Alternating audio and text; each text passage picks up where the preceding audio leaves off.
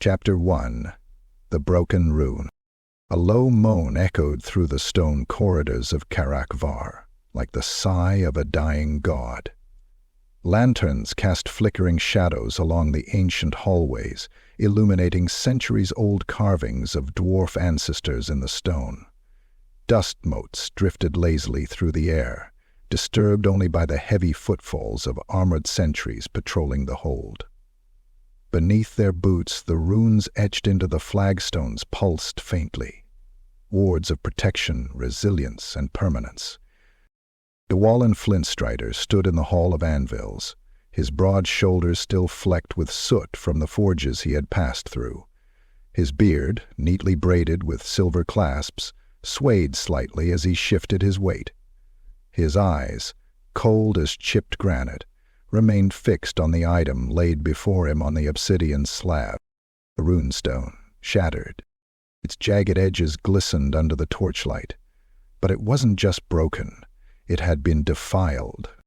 Once it would have shone with the quiet gold glow of true runecraft, engraved with the precision only a master of the runes could wield. Now its surface was warped, veined with unnatural black lines like dried blood in cracked clay. The rune itself, an ancient glyph for sanctuary, was twisted, distorted into something almost unrecognizable. Around it the faint stink of ozone and rotted metal lingered, as if the very act of inscribing it had scorched the weave of reality. Dwalin didn't speak. He waited. At last, the iron doors at the far end of the hall groaned open, and in strode King Byrik Ironhand, flanked by 2 rune lords and a pair of elite hammerers. His armor was a fortress of burnished steel, runes etched into every plate. His beard was black, streaked with white, and hung down in twin coils over his chest. A massive warhammer rested across his back, rune-wrought and ancient. Byrik stepped forward without ceremony and gestured to the broken rune. "You know that signature," he said, voice like distant thunder. Dwalin nodded slowly. "Thorgar Deepmark." The rune lord stirred uncomfortably behind the king. Even the hammerers exchanged uneasy glances. "I had hoped you would deny it," Byrik muttered, rubbing one scarred hand over his thick brow. "But you cannot lie to stone." Dwalin's jaw clenched. Thorgar had been his friend. Once. "He crafted this?" he asked, his voice quiet but taut with fury. "Worths," said one of the rune lords, his voice a rasp from years of rune chalking. "He corrupted it. This wasn't damage done to his work. It was his work. He warped the rune's core, fed something unnatural into it. It no longer shields. It hungers." Dwalin stepped closer, inspecting the fracture. Inside the broken rune he could see something, like movement, a shimmer almost imperceptible, as though a sliver of the void had been trapped within. "How did you come by this?" he asked, pulling his cloak tighter. Byrik exhaled heavily and nodded to the other rune lord, who unfurled a map across a stone pedestal. "Greenskin warband raided one of our border scouting posts near the ruins of Karak Narn, left nothing but corpses and slag. But this," he said, pointing to the shattered rune, "was embedded in the forehead of one of the goblins, burned into the skull like a third eye. It screamed when we pulled it free." Dwalin's face darkened. "Madness! Thorgar would never—" Byrik interrupted sharply. "Or rather, the thing he's become would." A silence fell over the chamber like a dropped hammer. "We sent scouts. Few returned. Those who did speak of deep tunnels echoing with his voice, a procession of runes glowing along the stone like veins of fire, and deeper still, visions. He is drawing power from something older than even our kind." Dwalin raised his eyes to meet the king's. "You want me to find him?" "I want you to stop him," Byrik said. "Find him if you can. Slay him if you must. But whatever power he seeks must not rise." He gestured to the corrupted rune. This is not just sorcery. This is a blasphemy." The king stepped closer, his voice dropping to a growl. "This is our shame, Dwalin. A son of the stone has turned against the runes. You are a ranger. You know the deep paths. You've tracked horrors across leagues of darkness. You will go after him." Dwalin said nothing for a long time. Then he reached out and picked up the broken rune. It stung his skin, a sharp jolt of wrongness, but he held it firm. His knuckles went white. "I will bring him back," he said, "or I will bury him in the dark." The king gave a solemn nod. "You leave at dawn. Take what you need. Choose who you trust." As Dwalin turned to leave, the king called after him, "Dwalin." He paused. "May the stone remember your steps." Dwalin glanced back once, his expression unreadable. "And may it forget his."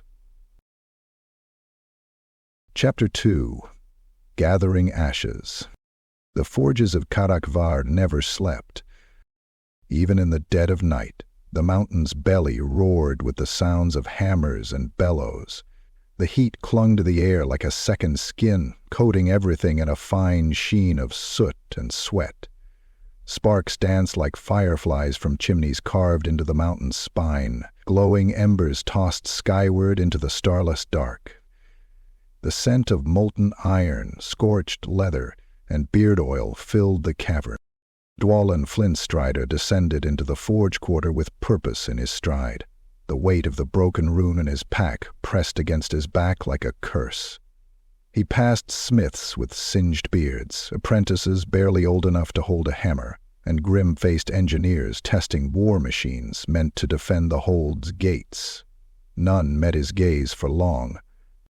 He wasn't here to arm an army, he was here to collect ghosts. In a corner alcove of the forge district, half swallowed by shadows and firelight, stood a squat, iron-wrought tavern called the Ember Gut. The wooden sign overhead was scorched nearly black and swung on creaking chains. A pair of drunken miners slumped outside, one with a pickaxe embedded in his shoulder, though he seemed more annoyed than injured. Dwalin pushed open the heavy door and was met with a wall of heat and noise. Inside, the tavern was thick with the stink of sweat, smoke, and old ale. Voices barked over one another in a dozen dialects, most of them dwarven, a few foreign and twitchy. The floor was sticky with spilled grog, the tables battered and scarred. Forges didn't make philosophers. In the far back corner, surrounded by a cleared radius of empty tables, either out of respect or fear, sat Kern Grimax. Kern was an ironbreaker, and every inch of him looked it. His armor was blackened and pitted, forged from steel that had tasted dragon fire and survived. His helmet sat on the table, revealing a face like a carved stone idol, flat-nosed, thick-browed, and crisscrossed with scars. His beard was a jagged mess of braids and rings, and his right eye was missing, replaced by a rune-inscribed brass plug that whirred faintly when he moved. He chewed slowly on what looked like a strip of roast cave worm, and didn't glance up as Dwalin approached. "You're late," Kern growled, voice like gravel being crushed under boot. "I'm not," Dwalin replied evenly. "You're early." Kern finally looked up, one eye narrowing. "Still got that cocky tongue, I see." "Still got that sewer mouth?" Dwalin shot back. For a long moment, neither of them smiled. Then, begrudgingly, Kern's lips twitched upward. "Miriam, sit down, before I decide to break your knees for the hell of it." Dwalin sat, setting his pack down with a thunk of iron. "I suppose the king told you?" he asked. Kern nodded, tearing another chunk off his weir meat with a snarl. "Thorgar Deepmark, the rune singer of the depths." He spat the title onto the floor. "Mad bastard. Saved your life once," Dwalin said quietly. Kern snorted. "Aye. So did my beard when it caught an axe meant for my throat.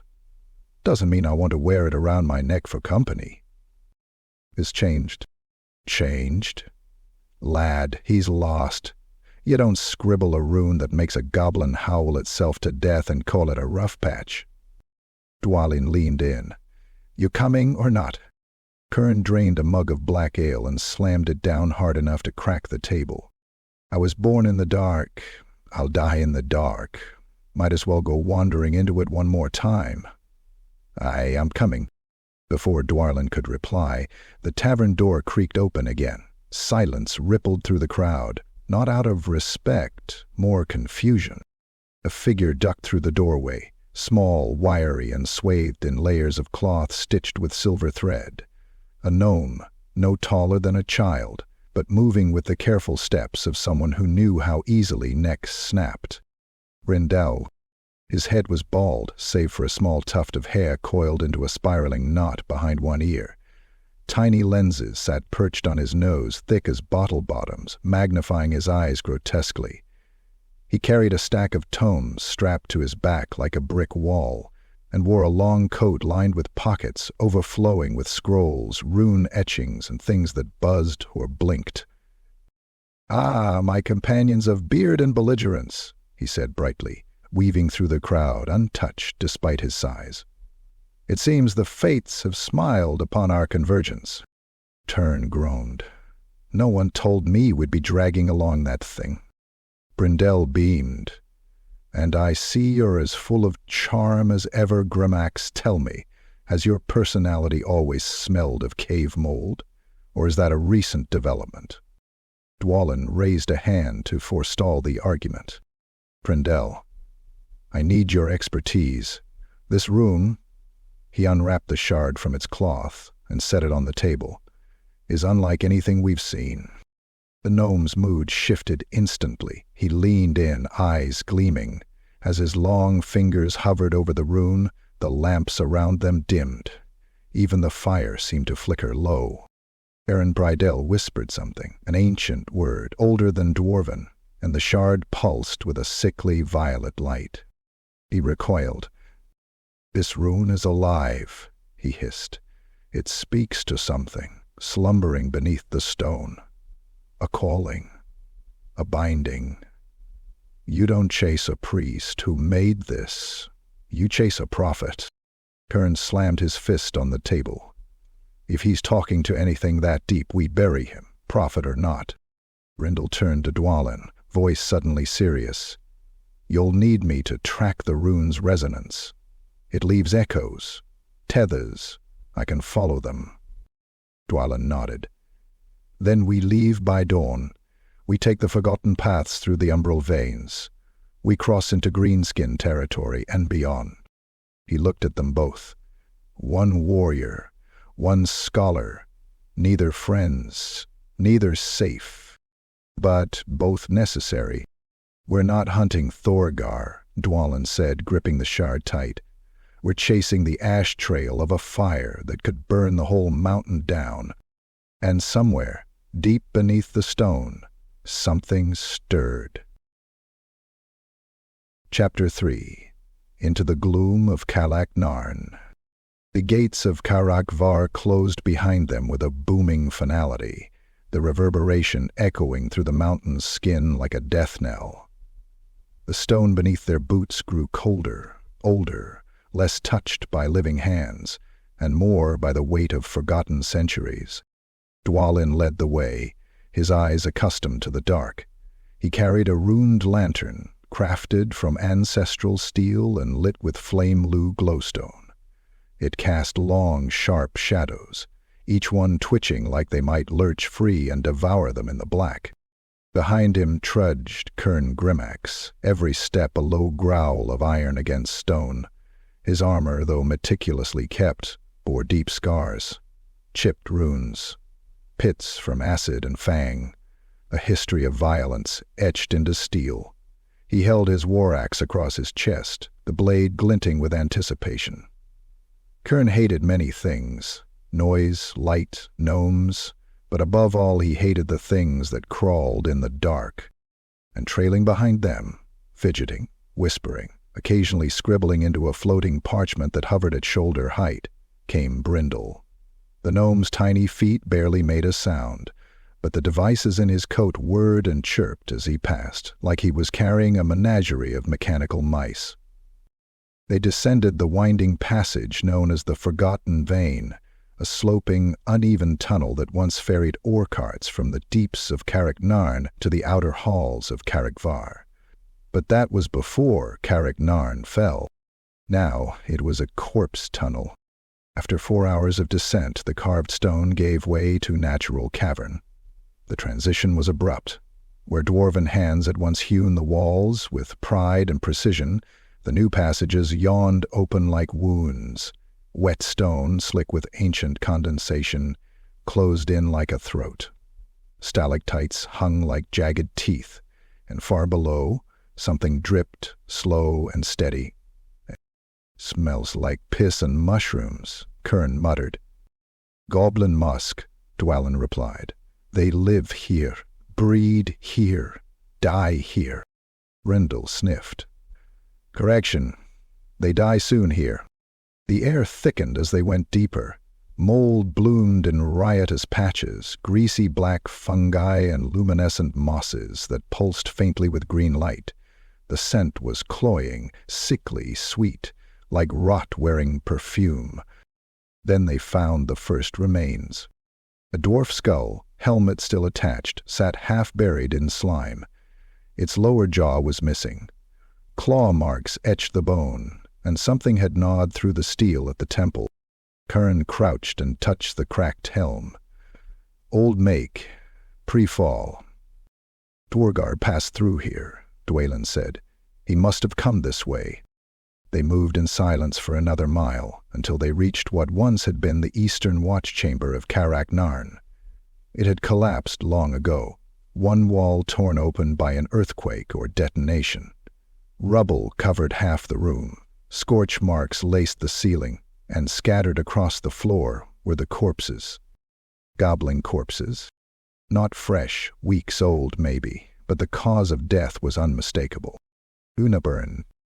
Each greenskin had been torn open not by blade or bullet, but by runes. Symbols seared into their flesh, exploded through bone, scorched across their faces like brands from an angry god. One goblin's ribcage had burst outward as if something had detonated inside it. Another's eyes were black pits, melted entirely by the echo of forbidden script. Brindle whistled, low and reverent. "This is rune sorcery well beyond standard incantation. This is living script, sympathetic targeting, blood-bound glyphs. Very illegal, extremely impressive. Very dead," Kern grunted, kicking a twitching hand aside.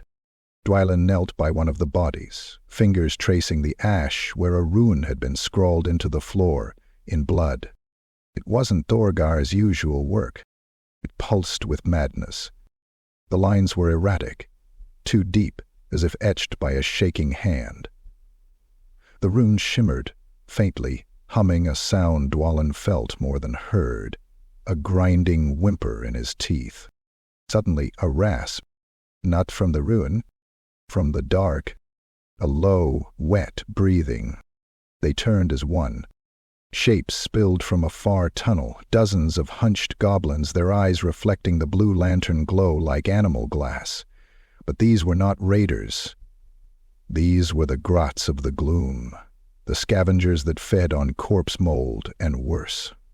They wore patchwork armor sewn from skin and rusted steel, and their mouths dripped with froth. The lead goblin shrieked, its jaw hanging wider than it should have been, and pointed. Then they charged. The tunnel exploded into violence. Dwalin drew his twin axes and met the front line like a storm. His blades sang through the first goblin's throat, geysering black blood that stank of bile and mushrooms. He spun into a second, cleaving through skull and helm in one stroke, then rolled under a jabbering spear and hacked the wielder's kneecaps clean off. Kern roared, a sound more beast than dwarf, and hurled himself into the horde. His armor turned blows like water off stone. His axe crashed into goblin ranks with brutal precision, cracking skulls, splitting spines. One brave wretch tried to climb him. Kern grabbed it by the face and crushed its head against the cavern wall with a crunch that echoed like thunder. Brindle, cursing fluently in 3 languages, activated a series of runes stitched into his coat. A chain of crackling light lashed from his hand and turned a goblin into steaming meat. Another pulled a blade on him, but Brindle reached into his satchel, threw a rune-stamped stone into the air and muttered a word. The air warped. The goblin's body twisted mid-leap, its bones snapping, folding backward like a broken marionette. It landed as a thing not meant to live. The fight was savage. Blood splashed the stone, screams echoed, but the companions fought like seasoned beasts, and within minutes the last goblin lay twitching, gurgling through a crushed windpipe. Kern ripped his axe from a torso and wiped it on a dead goblin's face. "Hurn, not even good sport?" Dwalin exhaled and cleaned his blades in silence. Brindle crouched by one of the corpses and murmured, "This one was already marked by Thorgar. See this rune? It's embedded in the bone now." "You're saying he used the goblins?" Dwalin asked. "No," Brondell whispered. "I'm saying he infested them." They stood in the carnage, surrounded by rot and rune burn, the air still quivering from the remnants of magic. And far down the black corridor, something laughed. A voice, faint, mocking, singing in the dark. Dwalin turned to the others. "We're getting close." Chapter 4. Whispers in the Stone. The stone had begun to speak. Not in words.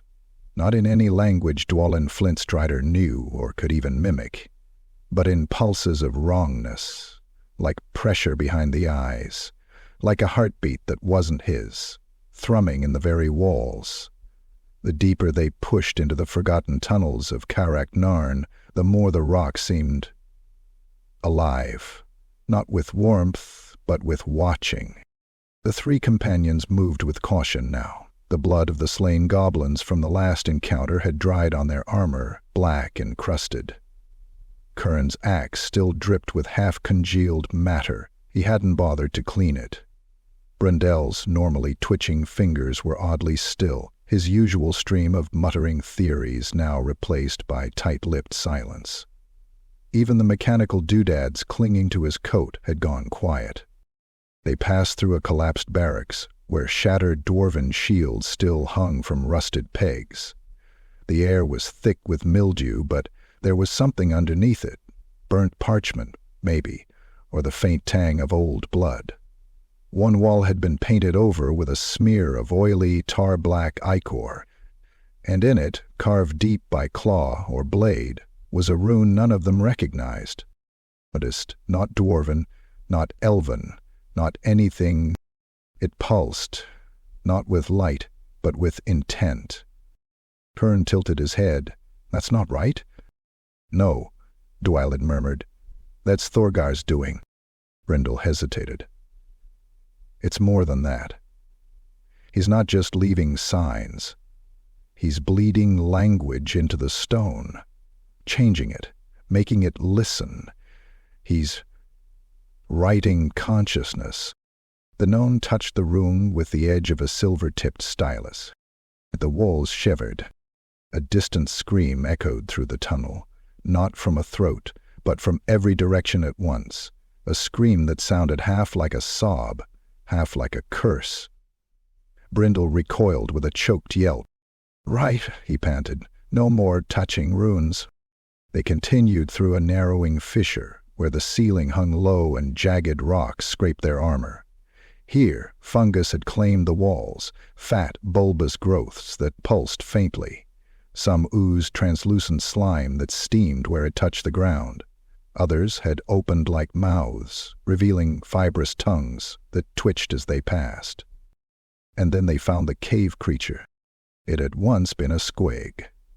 The bloated, bouncing monstrosities that the greenskins bred like vermin in the deep. But this one had changed. It was half fused with the wall. Its body had elongated, stretched obscenely, one side melted into the stone as if absorbed. Its eye, or what was left of it, rolled uselessly in its socket, the pupil spinning like a wheel. Runes had been branded into its hide, not carved, grown. They pulsed with red light, as if the creature's veins had been taught to speak in script. Kern stepped forward and brought his axe down in a swift, brutal arc. The head split like a melon. A spray of green ichor splattered the wall behind it, accompanied by a wet, gurgling wheeze that sounded eerily close to a giggle. "Ugly thing," Kern muttered, wiping his blade. "Better off dead." "He was begging for death," Brindle whispered, stunned. They pressed on, now surrounded by signs that something had warped this section of the hold beyond recognition. Symbols of jagged design littered the walls, some carved, others formed from warped fungal veins or clusters of sharp, obsidian-like crystals. All seemed to point deeper. Dwalin paused beside an old stone bench, a rest stop for miners, once. It had been scorched, and beside it lay a chainmail glove, still holding a rusted pick. The bones of the hand within had fused with the metal. A face had been carved into the bench, a new face, long and inhuman, with no mouth and 7 eyes, each weeping. "Thorgar's not just walking through," Dwalin growled. "He's spreading." They came upon a narrow chamber shaped like a heart, the walls arched, curving inward like ribs. At the center stood a stone slab, and on it a crude altar of bone and scrap metal. Atop the altar sat a rune stone, this one intact, glowing a sickly blue. "I don't like this," Brindle said, stepping back. "I don't like this." "Neither do I," Dwalin said, "but we have to see." He stepped forward, his breath clouding despite the stagnant warmth. The runestone throbbed gently, and as his fingers closed around it, it flickered once, then spoke. A voice, old and fractured, poured into his skull. "The door opens. The path is carved. The hands of stone shall bleed. Greater than, greater than." Dwalin dropped the stone, clutching his head. His nose bled freely. Kern caught him and hauled him back. "You all right?" Dwalin nodded, swallowing thickly. It was him. Thorgar. Or something. Through him. Brindle bent over the stone. "This is a key, one of several, I'd wager. Thorgar's unlocking something buried, something old." They didn't speak for a long time. From deeper down the tunnel, a scraping sound echoed, wet and heavy. Something large, something dragging chains or bones. Kern raised his axe. Dwalin pocketed the runestone.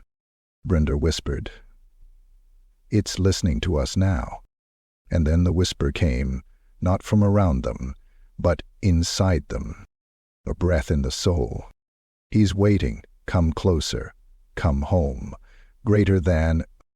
And in the dark beyond the heart-shaped chamber, the stone exhaled. Chapter 5. Greenskin ambush. The tunnels narrowed again. The stone pressed in like jaws, wet and close, slick with moisture and the oily residue of fungal infestation. The smell was rancid, rotted meat, rusted iron, and the unwashed stench of something that bred too fast and died too slow. Dwalin moved with the silent tread of a seasoned ranger, axes sheathed, hands never far from their hilts. Behind him, Kern trudged like a walking anvil, every step echoing with low groans of steel. Brindle kept to the rear, his spectacles glowing faintly from enchanted lenses, his mouth muttering arcane equations under his breath. They passed under a stone arch, warped by collapse. Faint glyphs, once dwarven, had been overcarved with crude, childlike scrawl, goblin graffiti, spidery manic scratches, pictograms of stabbings, burnings, and a recurring image of a great eye vomiting fire. Then they heard it. Tick-tick-tick-tick-tick. Sound like bones clacking in excitement. Then silence. "Trap!" Dwalin barked. Too late. The floor gave beneath him. A weighted net of rusted chain and woven spider silk snapped up with alarming speed, jerking him off the ground and slamming him into the ceiling hard enough to crack stone. Dwalin snarled, grabbing for his axe, but a swarm of shadows poured from the crevices. Goblins. Dozens. They surged with shrieks and laughter, their eyes gleaming with malice and madness. Clad in scraps of metal and bone, with crude blades, barbed spears, and jagged cleavers, the Greenskins came at them like a tide of chaos. Kern met the first wave with a roar, and an overhand chop that split a goblin from shoulder to groin, showering gore across the wall. A second leapt at him. Kern headbutted it mid-air, cracking its skull with a crunch, then stomped it into the stone floor until it was a smear. Brindle raised his hands and barked a phrase in old high runes. A sizzling arc of chain lightning burst from his fingers, ripping through 3 goblins in a flash, cooking them alive. One screamed and flailed as its skin boiled off in sheets, twitching violently before collapsing in a steaming heap. Dwalin twisted, blood dripping from a gash on his scalp, and cut himself free with a vicious sweep of his axe. He dropped to the ground in a roll, blades out, and landed in the thick of the fight. His first kill was clean. A beheading. The goblin never saw it coming, its body staggering forward 3 steps before falling. He ducked a thrown spear, spun low, and hamstrung 2 charging goblins with twin slices, then finished them with a stomp and a reverse chop that cracked open a rib cage. They kept coming. From cracks in the ceiling, from holes in the walls, from under the floorboards. Dwalin fought like a storm caged in steel. His blades flashed, carving arcs of death. A goblin lunged at him with a hooked dagger. He caught the wrist, twisted it until it snapped like dried twigs, then shoved his axe under its chin and ripped upward, cleaving the skull in 2. Kern was a bulwark of iron and hate. A goblin managed to stab a rusted knife between 2 plates of his armor. He ignored it, grabbed the creature by the spine and slammed it into a rock until its head burst. Another tried to run. Kern threw his axe with a grunt, and it buried itself between the goblin's shoulder blades, pinning it to the cavern wall like a grotesque insect. Brindle's voice rose again. He tossed a rune-stamped pebble into the air and clapped.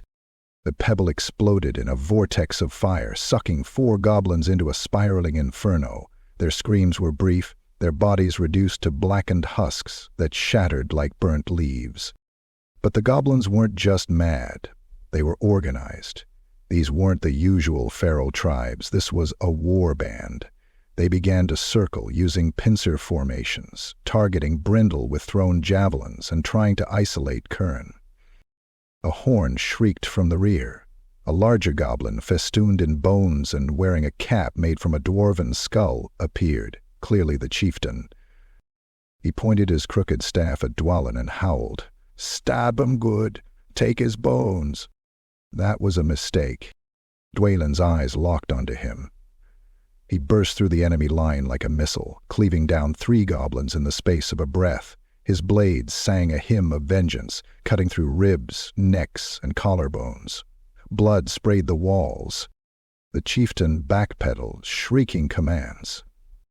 Dwalin tackled him.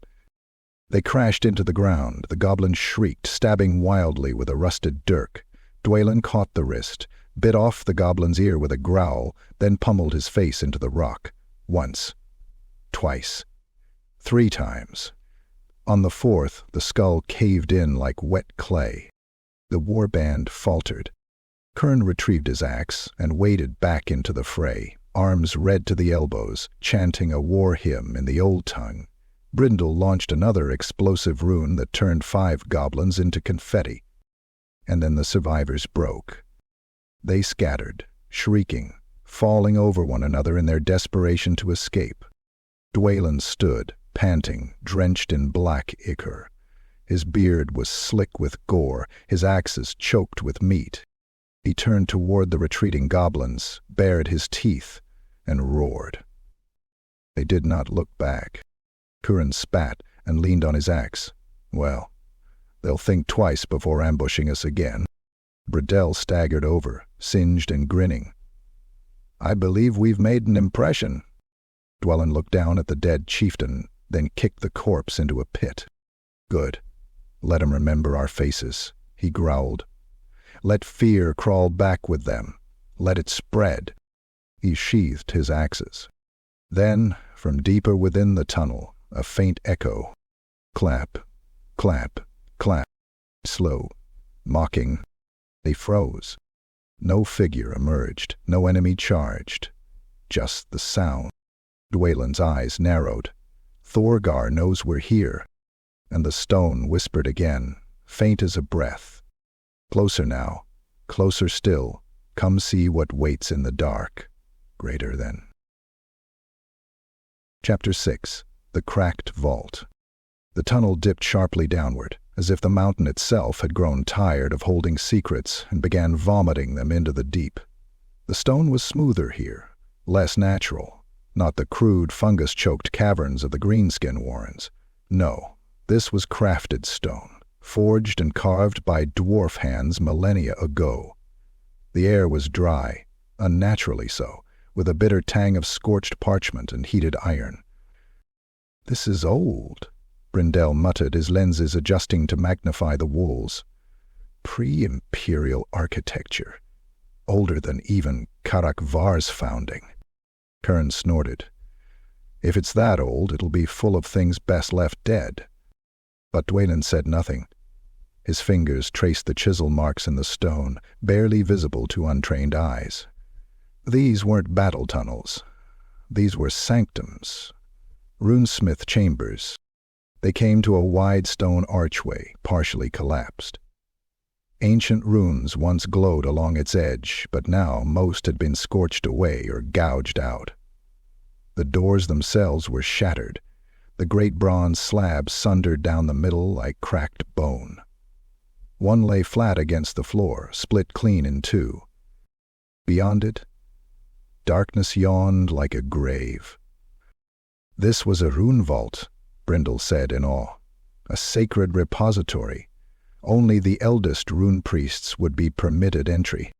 Dwalin stepped forward, pushing aside the debris. As he crossed the threshold, the air shifted. Thick, dense, alive. Inside, the vault was massive, a cathedral of stone, hidden in the earth's heart. Pillars of obsidian-veined granite rose like titans holding up the mountain. Massive forges, long dead, lined the walls, and rows of rune anvils stood in the center, cracked and desecrated. But it was the floor that drew the eye. A great rune circle had been carved into the stone, 20 feet across, unfinished, incomplete, a labyrinth of lines and sigils, delicate as a spider's web and thrumming with latent energy. It was beautiful, terrifying. By the ancestors, Curran breathed. What is this?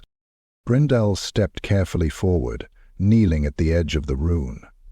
This isn't a rune of crafting, not for weapons, not for walls. This is metaphysical, a resonance cipher. And here, this segment here, it attempts to draw inward, like a cipher.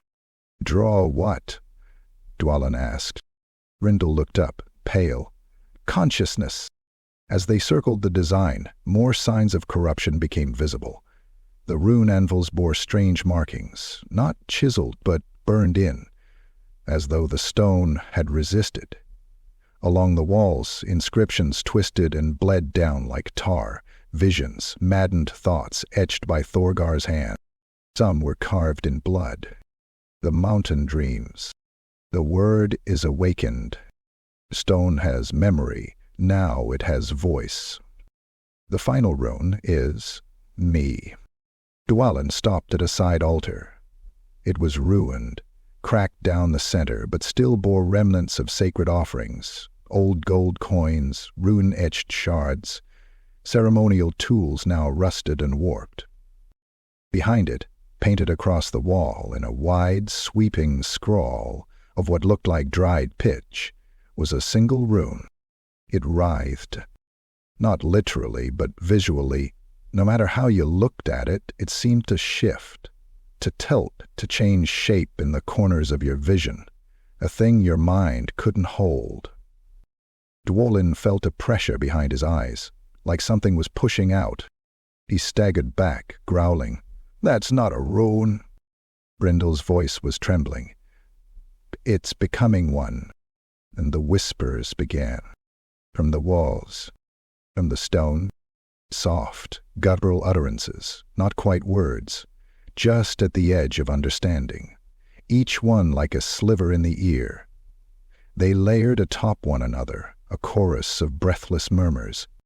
Curran spun, weapon raised. "They're here." But there was nothing.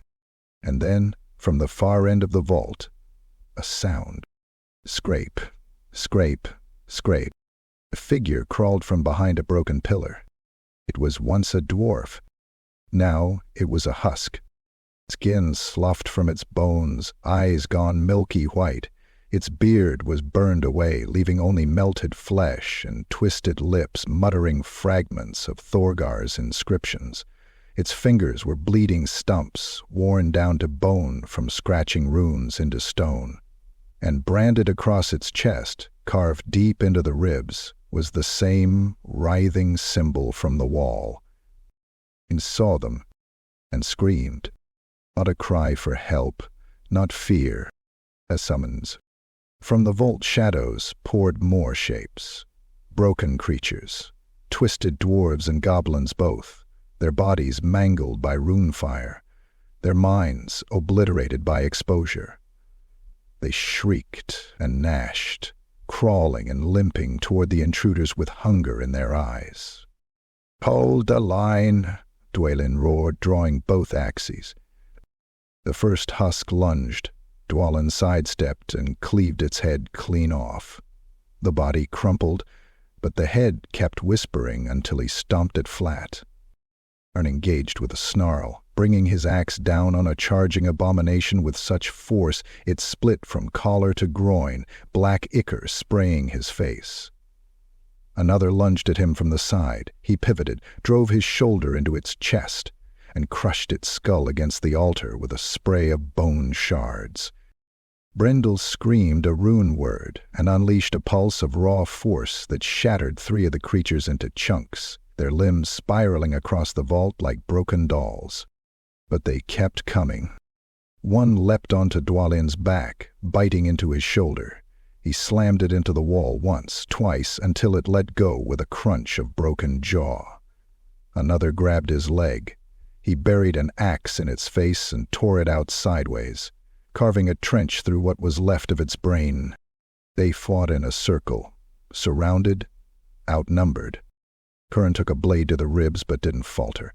He crushed the attacker beneath his boot and kept swinging, chanting the old death hymns. Brindle channeled another rune, this one unstable. He screamed as it detonated from his hands, vaporizing 4 foes but nearly taking his arm with it. And Dwalin fought like the stone itself had possessed him. No elegance, no finesse, just cold, unstoppable brutality. Limbs flew, blood soaked the rune circle. By the time the last creature fell, the vault floor was slick with death. Panting, bleeding, shaking, the three stood amidst the aftermath. The rune in the wall still writhed. And then, in the silence, they heard it. A voice, not in their ears, in their bones. "Almost ready. One more stroke. Then, I am complete. Then, the mountain opens. And I wake." Greater than. Brindle fell to his knees. He's building the rune of awakening. Dwalin looked at the half-finished design, and for the first time in years, he felt fear. Chapter 7. The Gloomspite Prophet. The air thickened with spores. Even Kern Grimax, a dwarf whose lungs had weathered smoke, blood mist and dragonfire, began to cough as the thick, musky vapors clung to his throat. The deeper they delved into the offshoot passage from the desecrated rune vault, the more the stone changed. Gone were the chiseled lines of dwarven mastery. Now the walls pulsed, flesh-like, alive, swollen with bioluminescent growths that blinked and shivered as they passed. They'd tracked the trail of the warped husks, hoping it would lead them to another fragment of Thorgar's rune-mad path. What it led them to was a trap.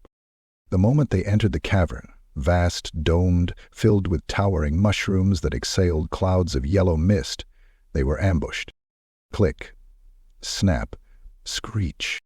A dozen gloomspite goblins erupted from burrows and ceiling holes, howling like lunatics. They wore robes made of mushroom caps and stitched beetle hide, their faces hidden behind masks carved to resemble squinting moons and gaping mouths. Spears tipped with obsidian jabbed from the dark, and nets woven of spider silk flung through the air. Brindle reacted first, hurling a runestone that crackled mid-air, only for it to be caught by a net and swallowed by a puffball mushroom, which burst into spores that blinded him instantly. "Alex!" he screamed, clawing at his eyes. Kern swung his axe, catching a goblin mid-leap and splitting it down the middle, but a second lunged onto his back and drove a shard of bone into his shoulder joint. He roared, twisted, and threw the goblin into the air, only to be tackled by two more. Dwalin fought like a cornered animal, axes flashing. He cut down 4 in the first 10 seconds, the 5th slipping past his guard and driving a poisoned needle into his thigh. He felt the sting, sharp, burning. His vision swam. He turned to yell a warning, then the world tilted sideways. Darkness claimed him. When Dwalin awoke, his mouth was full of dirt. He tried to move and felt the bite of cold iron. Shackles. His arms were stretched above him, chained to the roots of a massive petrified mushroom.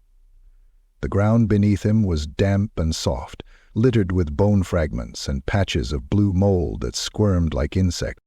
Across the chamber, in a throne made of fungal growth and knotted roots, sat a goblin, or rather, a thing that had once been goblin-shaped, the gloomspite prophet. He was hunched, draped in tattered robes that looked stitched from skin. His head was massive, swollen like a cyst, with veins pulsing across his bald scalp. A crown of living mushrooms grew from his brow, and his eyes glowed with a soft green light. In one hand he held a staff topped with a shrieking, still-living cave bat. In the other, a chunk of crystal pulsing with dark rune light. "Wakey, wakey, stone belly," the goblin crooned, voice dripping with venomous glee. "You've come far, you and your squishy friends, but the eye sees everything." Dwalin growled and strained at the chains. The prophet giggled. "Oh, don't bother, beard beast. The iron is hungry. It eats your strength while you dream." He leaned forward, eyes bulging. "But you've seen it, haven't you? The rune, the wound, the mark of the mad priest." "Thorgar," Dwalin spat, blood on his lip. "What do you know of him?" The prophet twirled his staff. "Oh, everything. He passed through here, whispering to the stone, whispering to me, told me secrets, told me the truth, that the world is a skin stretched tight over the void, that the dwarves were the first to scar the earth, that he, Thorgar, is going to open the eye beneath the earth and let the dreamless in." Dwalin narrowed his eyes. "You're insane." The prophet's smile widened. "Of course I am. The spores told me so." He rose, arms spread. "The eye is not a god. It is not a thing. It is the truth beneath all things. And Thorgar, blessed be his broken name, has found the rune that wakes it. He only needs the last stroke." Dwalin's heart pounded. "He told you this?" The prophet nodded rapidly. "Yes, and he left behind a gift. A runestone, a whispering thing. It sings in our dreams, shapes our thoughts. We bathe it in blood, feed it brains, and it grows. Soon it will become. He turned and pointed to a pedestal made of bones. Upon it sat a jagged runestone, black as night, veined with red. It pulsed like a heart. Brindle was chained near it, his face pale, lips moving as if reciting prayers. Kern lay beside him, unconscious, blood caked around his helmet. The prophet skipped back to his throne. "We will offer you to it. We will burn you into it. Your pain will become part of the final shape. Oh, yes." He raised his staff. The goblins around the chamber began to chant, banging bones together in mad rhythm. The fungus glowed brighter, the runestone pulsed faster. Dwalin growled, and something snapped inside him. He yanked on his chains, felt the iron bite deeper, and pulled. The stone cracked. The prophet's eyes widened. With a roar, Dwalin ripped free of the shackle, flesh tearing from his wrist. Blood streamed down his arm, but he didn't care. He lunged for the nearest goblin and headbutted it so hard its skull caved in. He grabbed the beast's dagger, threw it with precision, and the blade embedded itself in the prophet's staff, shattering the crystal atop it. The room exploded in light. The goblins screamed, clutching their eyes as the runestone pulsed violently. Dwalin grabbed the key from the dead goblin's belt and rushed to Kern's side. One twist, shackle undone. Kern surged up with a grunt, grabbed a jawbone club, and immediately caved in a goblin's chest. "Nice nap," Dwalin growled. "Best I've had in days," Kern muttered, grabbing a fallen axe. Together, they charged. Dwalin moved like a whirlwind, dodging spears and slashing throats. One goblin lunged at him, shrieking. He caught it midair and snapped its neck like a twig. Another tried to flee. Kern hurled a shattered femur through its back and pinned it to the wall. Grindel finally awoke, eyes wide. "Don't let the runestone sing. It's calling something." The prophet screeched, bleeding from a dozen cuts, and lunged for the stone. Dwalin was faster. He reached the pedestal and kicked it with all his might. The runestone flew, hit the cavern wall, and shattered. Silence fell. Then came the scream. A deep, guttural, non-physical wail that rattled the bones in their bodies and turned the mushrooms black. The prophet collapsed, frothing at the mouth, his eyes melting into slime. The goblins panicked, scattering into the dark, leaving their dead and dying behind. When it was over, the cavern was still. Kern limped to the prophet's body. "What the hell was that?" Grindel shook, leaning against the wall. That rune was connected, linked to whatever Thorgar is trying to wake, destroying it. That was like slamming a door in the face of something halfway through. Dwalin looked down at his bleeding wrist, then to the shattered rune. "Then let's find the door," he growled, "and seal it permanently." Chapter 8. Escape and Revelations. The fires of the ruined gloomspite chamber still burned, casting orange flickers across the sweat-slicked stone. The stench of charred meat, ruptured fungi, and alchemical smoke filled the air like a choking veil. Goblin bodies lay in smoldering heaps, limbs bent wrong, jaws frozen mid-scream.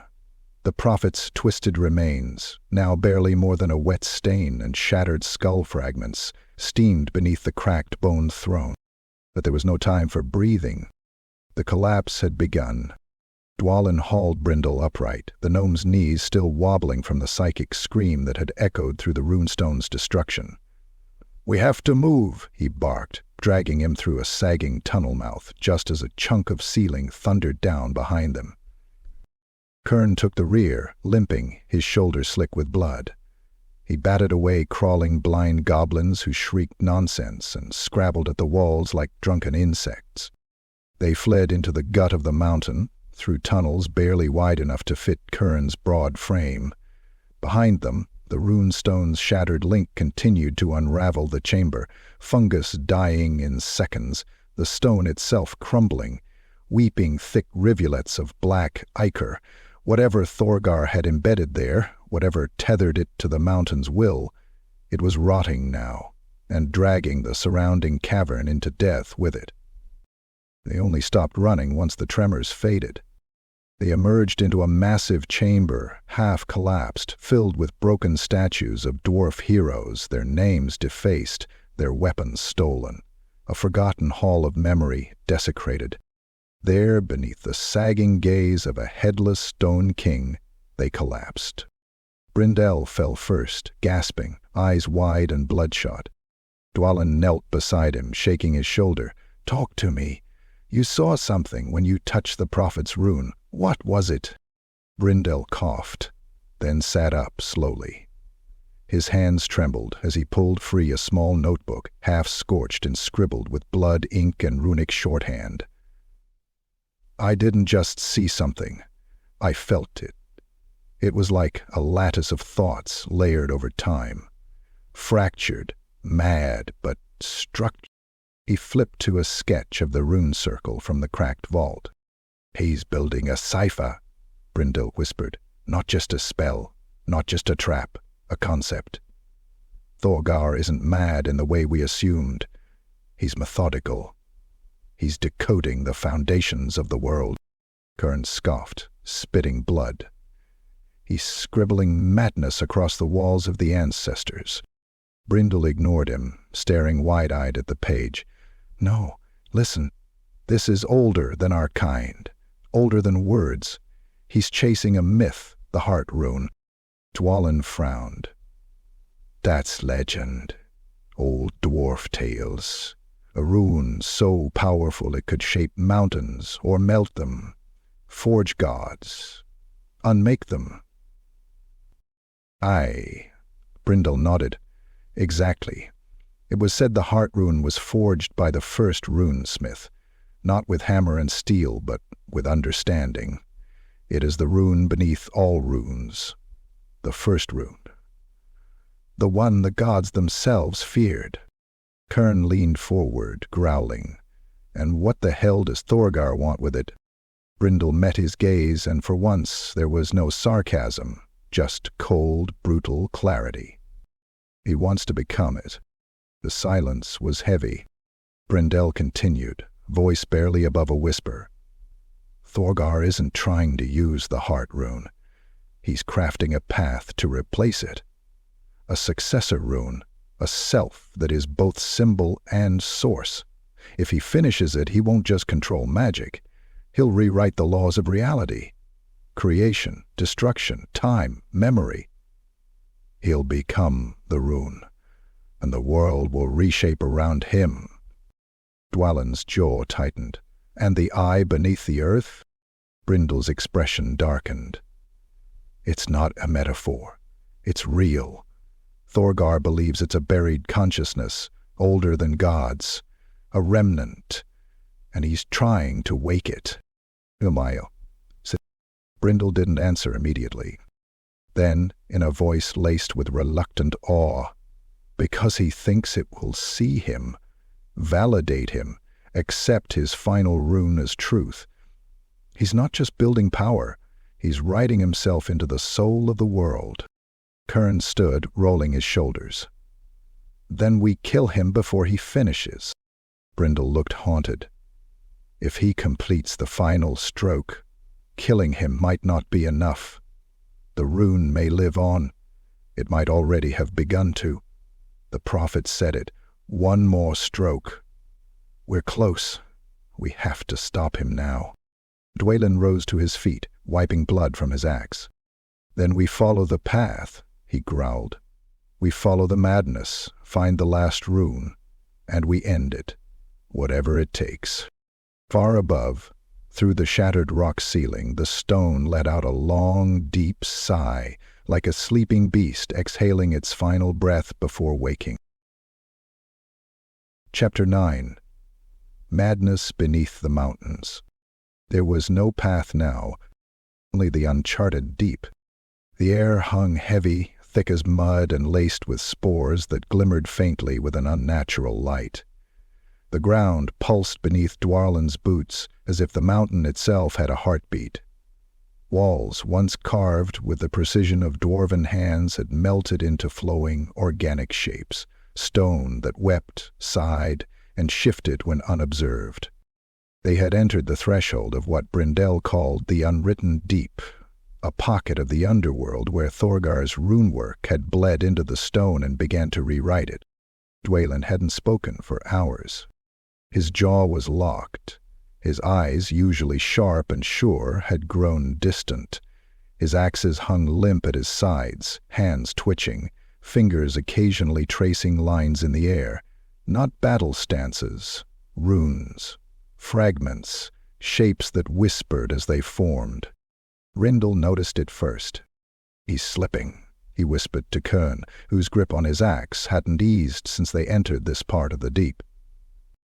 "Keep him walking," Kern grunted. "He stops, he breaks, we all do." But Dwalin did stop. They came to a vast cavern that stretched impossibly wide, the edges of which disappeared into darkness. Great stalagmites rose like twisted towers, and stalactites hung down like the teeth of some massive buried god. In the center was a lake of ink, still, mirror-like, and utterly black. Floating above its surface were slivers of runes, partial, flickering symbols that shifted every few seconds, like fragments of a dream trying to remember itself. And that's when the visions began. Dwalin dropped to one knee, gasping. The world tilted. He was no longer standing on stone. The ground beneath him became a memory, a dwarven hall filled with laughter and warmth, firelight reflecting off stone walls and mugs of frothing ale. He saw Thorgar. Not the mad rune priest, but the man he'd once known, younger, eyes full of fire and conviction, speaking of the soul of stone and the language beneath thought. A brother in arms. A friend. The one who had once pulled Dwalin from the brink of death during the Battle of Grudgebridge. "You remember me," the memory vision Thorgar said, voice soft and gentle. "You still do." That's the wound. The scene ripped away. Dwalin was on a battlefield, but the sky was inside out. The ground rippled like skin, and he saw versions of himself cut down over and over, stabbed, shot, burned alive. Always alone. The blood from his dying cells pooled together and formed another rune, a jagged, incomplete thing that pulsed with unbearable sadness. He screamed. Rindal grabbed his shoulders, shaking him. "Dwalin, snap out of it!" But the ranger's eyes were wide, unfocused, the pupils mere pinpricks. "I see it," he whispered. "The heart rune, it's in everything." And it was. The walls around them shifted. Kern swore. "The rocket's moving!" And it was.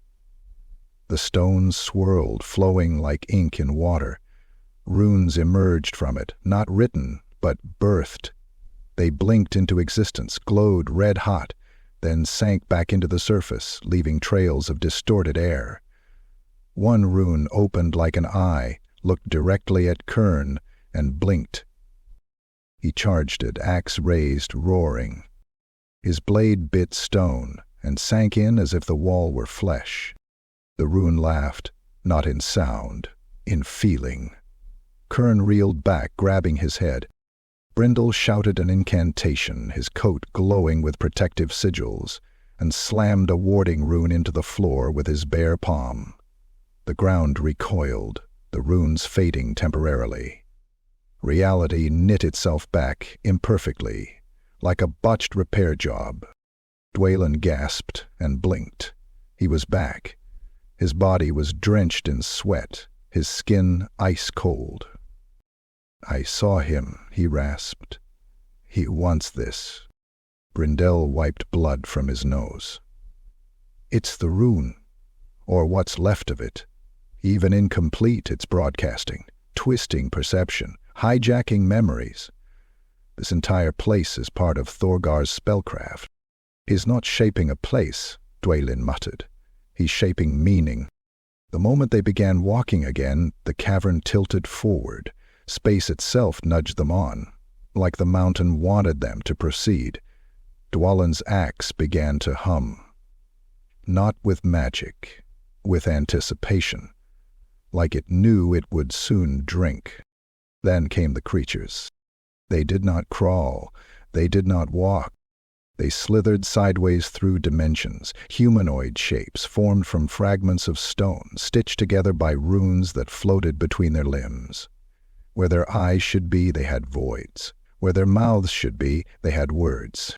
One stepped from a ripple in the air and screamed. It was a scream without breath, pure idea, a scream that carried all grief, betrayal, and love twisted into hate. Dwalin felt it rupture something in his mind. Kern didn't hesitate. He lunged, driving his axe into the creature's chest. It accepted the blow. The axe embedded but did not wound. Instead, the runes on the creature's torso glowed, then rewrote the axe, turning the steel into stone. Kern stared at the hilt in horror as the blade crumbled into dust. Rindal reacted instantly, hurling a rune grenade of his own design. It detonated midair, releasing a pulse that froze the creature in place. For a second. Then it adapted. "Back!" Brindle roared. Dwalin stepped forward instead. The vision still swirled at the edges of his vision. He knew this thing, or rather, he understood its purpose. It was not a guardian. It was a test. He stepped into the creature's reach and drove his dagger, runed, silver, old, directly into the gap between its shoulder runes. The creature howled. Its form unraveled, like sand in wind, disappearing into a flurry of vanishing symbols. Silence. The way forward was revealed, another tunnel, this one glowing faintly with red runes that shimmered like coals. Dwalin looked back, bloodied and dazed, but resolute. "Thorgar's almost done," he said, voice hoarse. Brindle nodded, eyes haunted. "And if we wait, we all become part of his final word." Chapter 10. The Black Stair. The stair was not meant to be found. Dwarven maps old as memory spoke of the Thronkdoom Varun, the Black Stair, only in whispers and myth. A sacred descent carved at the dawn of the Dwarven Age to bury the first failed runesmiths and their cursed creations far below the light. It had been sealed for millennia, lost to war and time. But Thorgar had opened it again. The entrance was cut into the base of a fault chasm, half submerged in darkness and fungal bloom. Moss pulsed against the stone walls like breath. The rune lock that had sealed the stair was shattered, its remnants strewn like splintered bone. The ground was scorched with the remnants of rune fire, blackened veins stretching like spiderwebs across the floor. Dwalin stood at the threshold, lantern flickering blue, the shattered stone before him weeping red droplets of molten rock. The air that exhaled from the stair's gaping maw was hot, but not from natural heat. It stank of old magic, long dead and recently awoken. "Rune traps," Brindle muttered, eyes scanning the archway. "Layered, adaptive. You step wrong down there, and your soul will be screaming for help while your body pisses itself to death." Kern adjusted his grip on his fresh axe, looted from the corpse of a failed Thorgar acolyte hours earlier. "Fine, I'll step carefully. I still plan to die with my boots on, and my beard soaked in someone else's blood." They entered. The black stair wound downward in a perfect spiral, wide enough for 3 dwarves abreast. Each step cut from obsidian and inlaid with rune thread that once glowed gold, now flickering crimson. The descent was endless. The deeper they went, the more reality began to slip. Time stretched. Light bent. Shadows lagged behind, clawing at their heels. In the air, it sang. Whispers hummed in the walls, not words, but fragments of thought, like memories screamed backward through stone. They slithered into the ears and down the spine. Dwalin gritted his teeth and kept marching. Brindle scribbled notes feverishly, muttering protection chants. Kern said nothing. His silence was thicker than the dark. Then the first trap sprung. Brindle stepped on a symbol. It pulsed. A rune construct burst from the wall, an echo of a dwarven warrior made of molten metal, screaming in silence. Its warpick lashed out, carving a gouge through the wall that hissed with searing energy. Dwalin intercepted. His axe deflected the first blow, but the heat singed his arm. The second swing would have split him in two, until Kern stepped in, driving his axe into the construct's knee with a crunch. The molten echo twisted toward him, then froze, as Brindle slammed a cancellation rune against its back. The thing unraveled, its body warping into script that folded into itself and blinked out. Brindle exhaled. One wrong symbol, and we all die screaming. They kept going, but they were being watched. From the darkness below, they heard the rumble. Wet, rhythmic, heavy. Troglodytes, not the cave variety. These were feral, deep-buried horrors, touched by the runes and changed. The first arrived like a landslide, bursting from a side tunnel halfway down the stair. 12 feet tall, its skin sloughing in sheets, stitched together by glowing green tendrils of mycelium and crude tattoos that pulsed with corrupted magic. Its eyes glowed violet, and its mouth was full of runes instead of teeth, etched into the gums, singing low as it charged. It hit Dwalin like a battering ram. The ranger tumbled back, axe torn from his grip. The Troggoth swung a club of fused dwarven helms. It missed, striking the wall with a detonation of stone and dust. Kern hurled himself into the fray, his axe burying deep into the monster's thigh. It screamed, not in pain but in rage, a roar that sent shockwaves vibrating through the stairwell. It grabbed Kern and slammed him into the wall. Once, twice. Blood burst from his mouth as ribs cracked. Brindle activated a trap rune under its feet, turning the stone red, hot, but the creature simply howled and ate the pain. Dwalin rolled to his feet, pulled a dagger, and sprinted. He leapt, drove the blade into the base of the Troggoth's skull, and held on. It reared, slamming him against the wall, but he held. Then he activated the dagger's rune. The explosion was small but precise. The back of the Troggoth's head detonated, spraying black ichor and bone. The beast staggered, then collapsed, its body twitching as the runes in its mouth flared and died. Blood soaked the stairs. Kern groaned, dragging himself up, face smeared red. "Still not dead," he muttered. "Not yet," Dwalin said, helping him up. But they didn't get time to rest. More Troggoths came. 2, then 3, then 6. Each more mutated than the last, some with fungal caps growing from their backs, others with multiple arms, their flesh scorched and marked with blasphemous runes. They weren't just beasts. They were experiments. Thorgar had forged them as guardians. Brindle unleashed a chain of blast runes, dropping 2 in gory piles, limbs flayed open, eyes steaming from alchemical burn. Kern went down twice, dragged by claws, only to rise again, armor cracked, blood pouring, screaming, his family's war chant. Dwalin carved his way through the madness. His arms ached, his legs buckled, but he kept going, cutting, stabbing, breaking bones, dodging jaws. A Troggoth pinned him, breath foul, mouth dripping runes. He jammed his axe into its throat and tore up, splitting the head like a ripe fruit. Silence finally. The stairs were slick with blood, the walls scorched and trembling. They rested in a hollow halfway down, bodies bruised, visions swimming. Brindle collapsed, coughing blood. "We're close." "How do you know?" Dwalin asked, voice a rasp. The gnome pointed at the walls. The stone wasn't stone anymore. It was rune.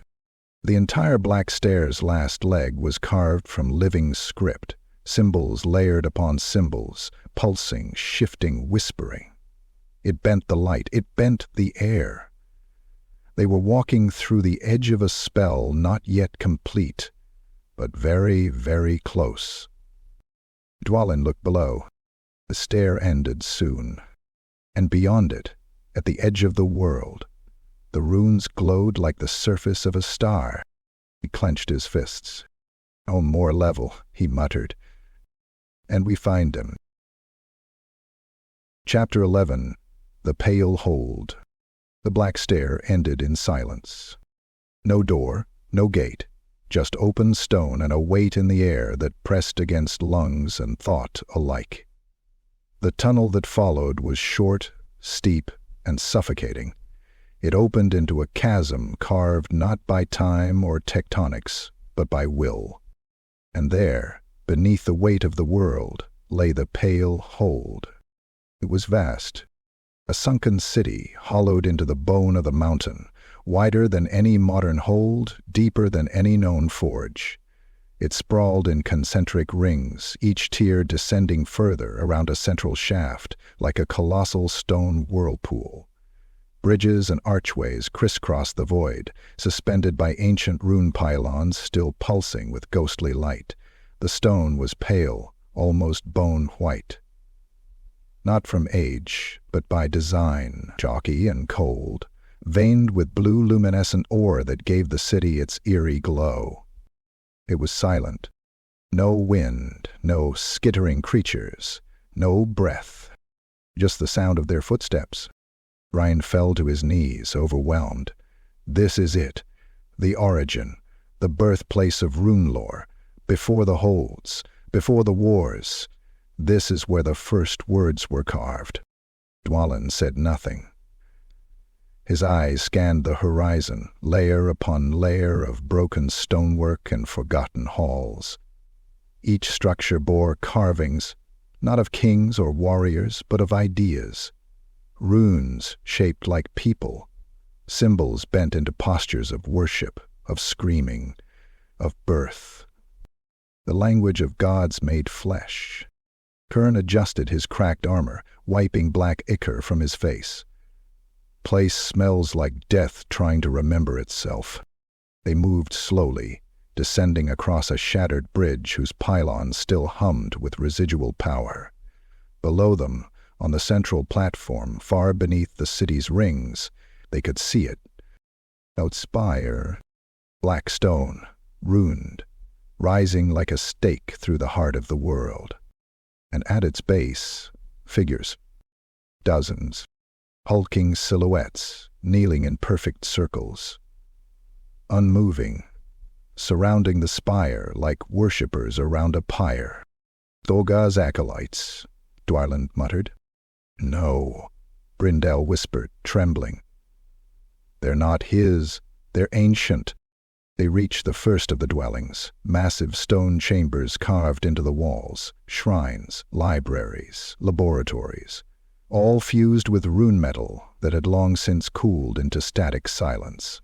Then they saw the bodies, proto-dwarves, not exactly like their kind, taller, narrower, their skulls longer, eyes larger, bones etched with tattoos made of rune ink. They had not died violently. They had chosen this. One leaned over a chisel stone, her hand still clutching a carving tool. The rune she'd been shaping was unfinished. Another sat cross-legged on a meditation dais, his face serene, eyes hollowed into ash. Rindau said, died writing, their minds burned out. The further they explored, the stranger it became. One chamber held nothing but eyes, hundreds of them, glass spheres embedded in stone, each watching different directions. They tracked the party's movement, and as they passed, one blinked. Another chamber was full of echo, not sound, but memories of sound. Words spoken so powerfully they imprinted in the stone. Dwalin entered, and heard himself scream, a sound he hadn't made yet. Heard Kieran die. Heard Brindle begging for the rune not to consume him. He staggered out, white-faced. And deeper still, beneath the echo chambers, past doors carved from memory, was the temple of the first rune. It was not a building. It was a scar. A massive vertical slice through the mountain, as if the stone itself had been cut open to bleed truth. Inside, on walls taller than any cathedral, the runes crawled, alive, unfinished, mutating. They twisted between forms, becoming words, faces, then symbols again. And there at the far end, a mural, a single proto-dwarf, no beard, hooded, standing beneath the sky. Above him, a rune, not of power, of understanding. Brindle fell to his knees. "This is what Thorgar found," he whispered. "This is the origin of the heart rune. Not a weapon, not a spell, a realization." "Realization of what?" Kern asked, gripping his axe. Brindle swallowed. "That the world is written. That everything, flesh, stone, thought, is script, and if you understand the syntax, you can rewrite it." They turned as a sound echoed behind them. Not footsteps. Breathing. The figures from the central spire had risen, slowly, in unison. Each one bore runes across their flesh, burned, not carved. Each one held a weapon made of twisted script. Their faces were blank. Not blank like masks, blank like nothing had ever existed there. And one of them, taller, broader, bearing 7 concentric runes across his chest, began to walk toward them. Bill placed his finger on the letter M when he heard the rune. Dwalin raised his axe. Brindle trembled. "They're the first circle, the original rune priests. They're defending the heart rune." The figure spoke. Not aloud. In their minds. "You are not worthy to read the word. Greater than." Kern grinned, blood running down his jaw. "Good. I wasn't planning on reading." He chuckled. The pale hold roared with forgotten war. Chapter 12. Runes of Forbidden Power. The battle with the first circle had passed like a fevered dream, a blur of screaming steel and shrieking stone, of blood boiling midair and runes screaming from ancient mouths. They had not fought like dwarves. They had fought like laws, like the embodiment of ideas that refused to die. 2 of them still lay twitching, Dwalin's axes buried in their skulls, the symbols on their skin unraveling like scrolls lit aflame. Another had fallen to Brindle's runestorm, his custom-forged sigils detonating along the spine of the ancient priest until it folded in on itself, vanishing into a shriek that made the walls crack. Now silence reigned again, broken only by Kern's wheezing and the drip-drip of ichor from shattered stone. But the war was not done. At the center of the pale hold, where the runes in the walls had calmed into quiet pulses of light, a new passage had opened. No doors, just absence, shaped like a corridor, descending even deeper. It was not dug, it was not carved. It had been revealed by the death of the circle. Dwalin went first, his expression unreadable, axes bloody but steady. Kern limped behind, muttering curses to his ancestors, favoring his left side where a symbol had burned through his armor like acid. Brindle came last, wide-eyed, trembling, drawn by a pull stronger than caution. The tunnel spiraled, impossibly long and impossibly precise. No marks, no seams. Not stone, not metal, just material. Perfectly smooth, like the space between moments. The air buzzed with a faint static, and occasionally they heard something, voices not spoken but remembered, words they'd never said, futures they hadn't yet lived. When the tunnel ended, they entered a chamber that was not a room. It was a wound. The hollow in the world, perfectly spherical, its walls shimmered with lightless reflections, like oil suspended in air. At its center floated a single object, small, jagged, unassuming, a rune stone, not carved, not forged, ground. It hovered in defiance of gravity, humming gently, casting no shadow. Symbols crawled across its surface, endlessly shifting, never repeating. Shapes that hurt to look at, shapes that whispered when glimpsed. Brindle stepped forward, drawn like a moth to flame. "Don't," Dwalin said, voice taut. Brindle stopped, but his gaze never left the stone. "This is it," he whispered. "A fragment, not the full heart rune. A sliver." Kern narrowed his eyes. "If it's a sliver, what's the full thing look like?" Brindle didn't answer. He stepped forward again, hands shaking. "Brindle," Dwalin barked. "Don't touch it." But the gnome was already reaching out, eyes wide, pupils dilated until his irises were black discs. His fingers brushed the edge of the runestone, and reality fractured. A blinding flash, a sound without noise, like thought being torn in half. Dwalin and Kern staggered back, shields raised, but no blow landed. No heat. No wind. Just change. Brindle floated mid-air, eyes glowing with white light.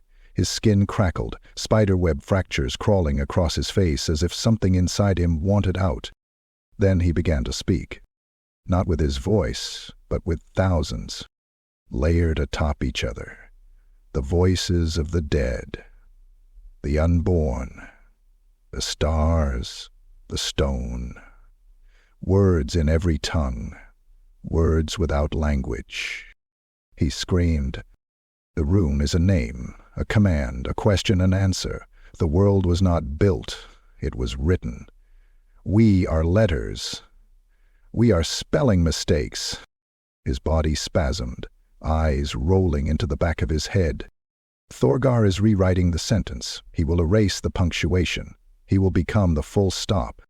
Blood poured from his nose, ears, fingertips, his skin blistered with glowing glyphs, each one flashing in sequence like a divine heartbeat. His limbs went rigid, then slack. He collapsed. Kern caught him before he hit the floor, shaking him violently. "Brindle, come back. Don't you die on me, you rambling little piss scribe." The gnome coughed. Blood and something else came up, symbols, crawling from his mouth before evaporating like mist. His voice returned, weak, raw. "I saw it, the final shape. The sentence Thorgar means to write. He isn't using the heart rune to create, he's going to overwrite." "Overwrite what?" Dwalin asked, kneeling beside him. Brindle looked up, tears streaking through the blood. "Everything." He pointed toward the shard. "That fragment is one stroke. Thorgar has others. He's building a complete rune. When all strokes combine, when he speaks it aloud." He trailed off. Kern's face darkened. "What happens?" Brindle shuddered. "There will be no world. Just a concept, a reality that belongs to him, one truth, one law, his name, echoing forever, not godhood. Authorship." Dwalin rose slowly. His knuckles were white around the hilts of his axes. "We stop him."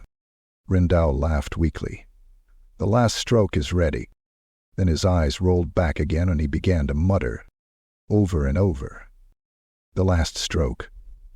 The last stroke." And in the shadows at the edge of the room, the stone smiled. Chapter 13. The Battle of Echo Hall. They dragged Brindle from the wound with his mind still cracked open, lips twitching with fragments of half-born runes and the scattered verses of ancient madness. His body was light, frail, leaking slow trails of blood and runlight from beneath his fingernails. Dwalin carried him, ignoring the gnome's fitful spasms. the way he whispered to invisible things, whispered back. They emerged from the lower tunnel into Echo Hall. It had once been a chamber of congregation, half cathedral, half council hall, carved with precision into a dome of black glass stone. Every sound made within it repeated back 1,000-fold, but never identically. Voices came back wrong, inflected, altered, like the memory of speech instead of the act itself. But now it was more than memory. It was a beacon. Thorgar's runes had spread across the ceiling in jagged veins of crimson energy, drawing sigils that danced like living flame. At the center of the floor, a single rune hovered, floating inches off the stone, spinning slowly, humming with a frequency that made blood boil if listened to for too long. It was almost complete.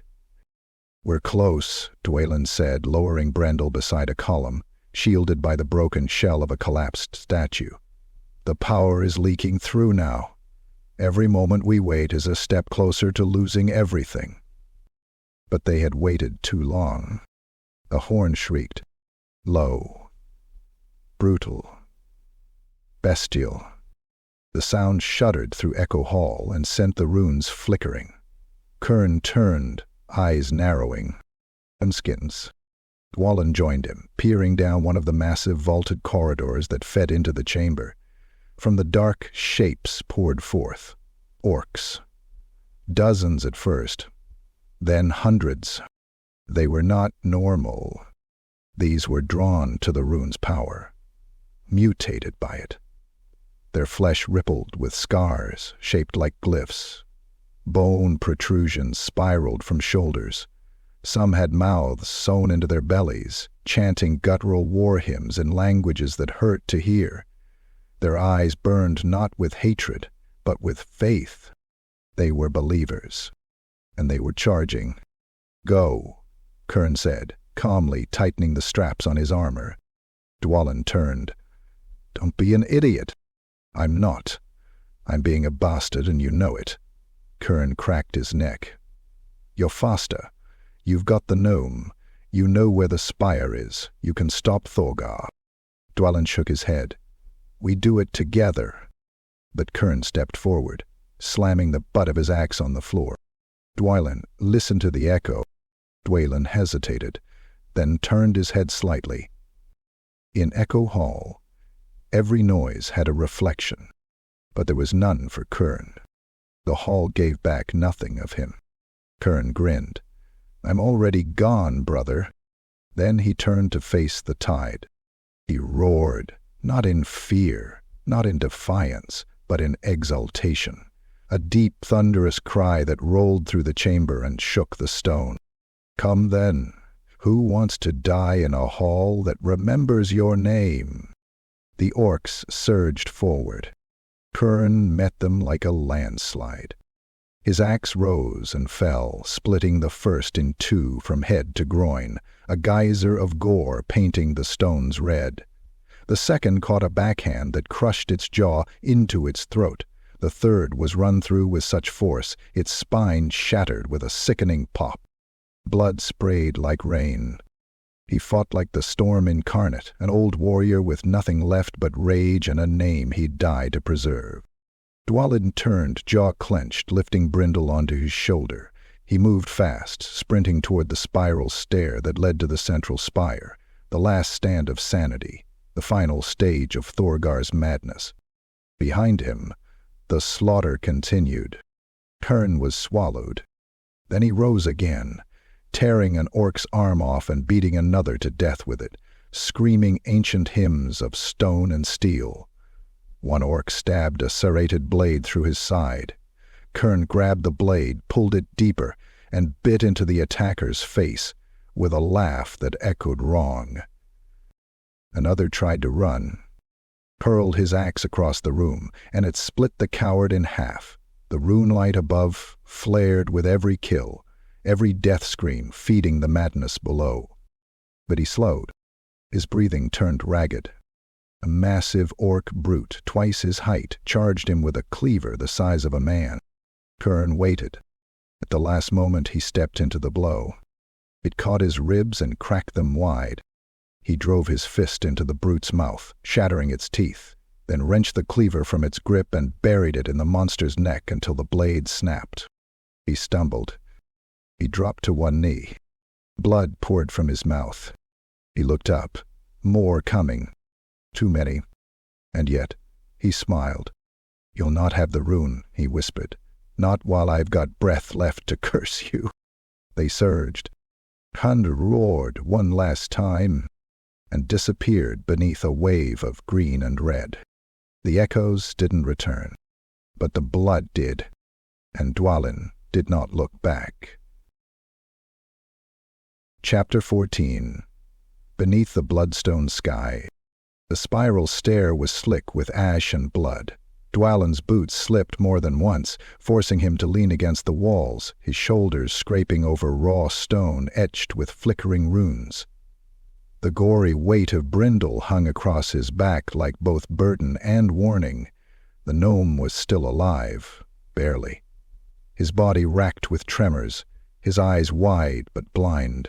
He mumbled fragments of prophecy and madness between gasps, runes glowing and fading across his skin like fireflies caught in the throes of death. But Dwalin pushed forward. With every step toward the spire's summit, the air grew thinner, colder, charged with a static that made the hairs on his arms rise and his teeth buzz. The walls pulsed with a crimson glow, and it was no longer clear if the light came from torches, runes, or simply the raw will of what waited above. At last, the stair opened into the cradle of heaven. And the world broke. The rune was vast, an open dome carved at the peak of the spire, wide as a battlefield and quiet as a tomb. But it was not the architecture that stunned Dwalin into stillness. It was the sky above, or what passed for it. The ceiling stretched high and endless, not like stone but like petrified cosmos, a frozen canvas of black crystal that shimmered with stars not born of light but of rune. The constellations were unmistakable, not celestial patterns, but sigils, the symbols Thorgar had carved again and again, scrawled in blood, whispered in sleep, etched into madness. There they were, the spiral eye, the unfolding mouth, the hand of unmaking. Each constellation a rune of power, each rune a step in the sentence. And at the center of it all, high above and pulsing red with slow, dreadful rhythm, was the final stroke. An unfinished glyph, massive, hovering in place like the blade of an executioner's axe waiting to fall. Dwalin staggered forward, eyes locked to it, his mouth dry. "Own goddess." Then Brindle screamed. His body convulsed as the runes on the ceiling flared in response. One of the constellations blinked, like an eye twitching awake, and the dome rumbled. A sound like cracking glass echoed through the air, and fragments of ceiling, each a shard of frozen darkness, drifted down, disintegrating before touching the floor. Brindle's eyes rolled back, blood poured from his nose and ears. He choked, grabbed Dwalin's wrist with sudden strength, and hissed, "He's not writing it alone." And then he went still. Dwalin set him down gently, brushing a hand across his brow. Brindle's breath still fluttered, weak but steady. For now, movement. A figure stood near the center of the chamber, cloaked in shadow and light, staring up at the runic sky with arms outstretched. Robes of once pricely finery hung in tatters from his frame, now adorned with bone and steel, each scrap etched with lines of living script. His beard was gone, his face twisted, stretched, but still recognizable. Thorgar Deepmock. He did not turn. "I feel your tread, Dwalin," he said, softly, as if speaking to the air. "It's always been heavy. You still walk like the stone will swallow you." Dwalin stepped forward, axes out, knuckles white. "You're a traitor," he growled. "You defiled the craft. You killed kin. You damned your soul." Thorgar turned slowly. His eyes were wrong, not mad, not wild. Calm, still, empty of self, filled with purpose. "I am beyond soul," he said. "I have written it away." The light above pulsed. The runes shifted. The room felt like it was turning inside out. Dwalin advanced. "You're not a god. You're not a rune. You're just a dwarf who forgot what we are." Thorgar smiled gently, pitying. "No, Dwalin, I remembered. We are not born from stone. We are the words the stone remembers, and I have taught it a new language." He raised a hand. The floor cracked open. From it rose shapes, once dwarves, now written men, their flesh latticed with runes that replaced blood, their eyes glowing with stored glyphs. They were silent. They were perfect. They attacked. Dwalin met them with fury. The first reached him with a rune-inscribed blade shaped like a question mark. Dwalin shattered its arm at the elbow and buried his axe into its throat, only to find it did not bleed. It glitched, stuttering like a misspoken word before vanishing in a puff of dust and light. The second came faster. He ducked its blow, swept its legs, and drove his second axe into its back. This one exploded in a flare of broken runes, scorching his forearms. Two more surrounded him. He spun, parried, cut one in half, and lost part of his armor to a flash burn from the other. His beard singed, his breath ragged. The constellations flared again, and the ceiling spoke. Not Thorgar, not the dwarves. The sky. This is the final draft. Greater than. Dwalin fell to one knee, ears bleeding. The voice wasn't heard. It was embedded, each word a rune a scar across reality. Thorgar stepped closer. "I told you, Dwalin. The heart rune is not power. It is authorship. And I will edit this broken world." Dwalin spat blood, then rose. His eyes locked on Thorgar's. "Then let's write an end together." And he charged. The sky bled. The stone trembled. The final chapter began. Chapter 15. Thorgar revealed. Dwalin advanced over cracked obsidian plates etched with the writhing bones of language. His boots struck sparks as they scraped across the rune-scarred floor, each step accompanied by the dull thud of inevitability. Behind him, Brindel's rasping breath had faded into unconsciousness again, his broken mind unable to bear the weight of what now echoed through the world. The chamber's center rose into a black iron dais, shaped like a hexagon split by a spiral, its edges glowing with molten script. The runes were not passive, they screamed. Not aloud, but deep within the marrow. Each glyph pulsed like an artery exposed to the void, vomiting essence and rewriting air into something almost alive. And atop that throne of warped stone, Thorgar Deepmark knelt in stillness, his back to Dwalin. His body had changed.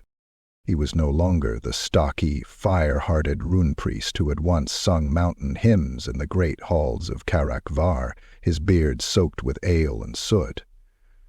The thing on the dais was a monument, a shell of a dwarf whose soul had burned too brightly, then twisted into shape by its own light. His body was wrapped in rune-forged plate, etched with runes that flowed and shifted even as Dwalin watched. No hammer, no staff. His weapons were words. Around his head a circlet of jagged black iron floated, not resting on his skull but within it, the prongs embedded like roots in flesh and bone. From the wounds, glyphs bled light, red, blue, black. Colors that shouldn't exist. He whispered, continuously, without breath. The whispers did not echo, but they moved, slithering from his mouth to the runes around him, like a priest feeding a living god, and the runes responded, warping, unfolding, reacting. Above him, the heart rune's last stroke hung suspended, unfinished, flickering. The sentence was not yet complete. Dwalin raised an axe. Thorgar did not turn. You followed the trail of ash, he said quietly. But you did not burn. I always wondered if you'd be the one to stop me, or the one to finish the rune in my place.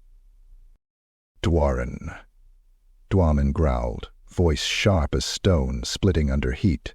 You broke the oaths. You murdered kin. You carved madness into the walls of the world. For what? Thorgar finally stood. He turned slowly. His face was mostly gone, burned, reshaped by the glyphs that had consumed his skin. Where his eyes should have been, there were twin symbols, spirals of fire constantly rotating. His mouth, cracked and blackened, peeled into a smile. I remembered, he said, stepping down the first stair of the dais. I remembered that the world is a page. And I was tired of reading. He extended a hand. A ripple shot through the chamber. Behind Dwalin, Brindle jerked violently and began to float, his body hovering a foot off the ground. Blood sprang from his nose and ears in fine mist. Runes began to pull from his body like threads, unraveling him. Dwalin screamed and hurled his axe. It struck Thorgar mid-chest and shattered, disintegrating against his rune plate. Thorgar didn't flinch. With a flick of his hand, he flung Brindle aside like a broken quill. The gnome hit the ground and lay still. You never understood, Wagar said. We were written, Dwalin. The runes didn't serve us, they shaped us. And now I shape them. He stepped to the center of the dais and raised both arms. Above him, the final stroke of the heart rune began to descend. Each moment it dropped, the chamber warped.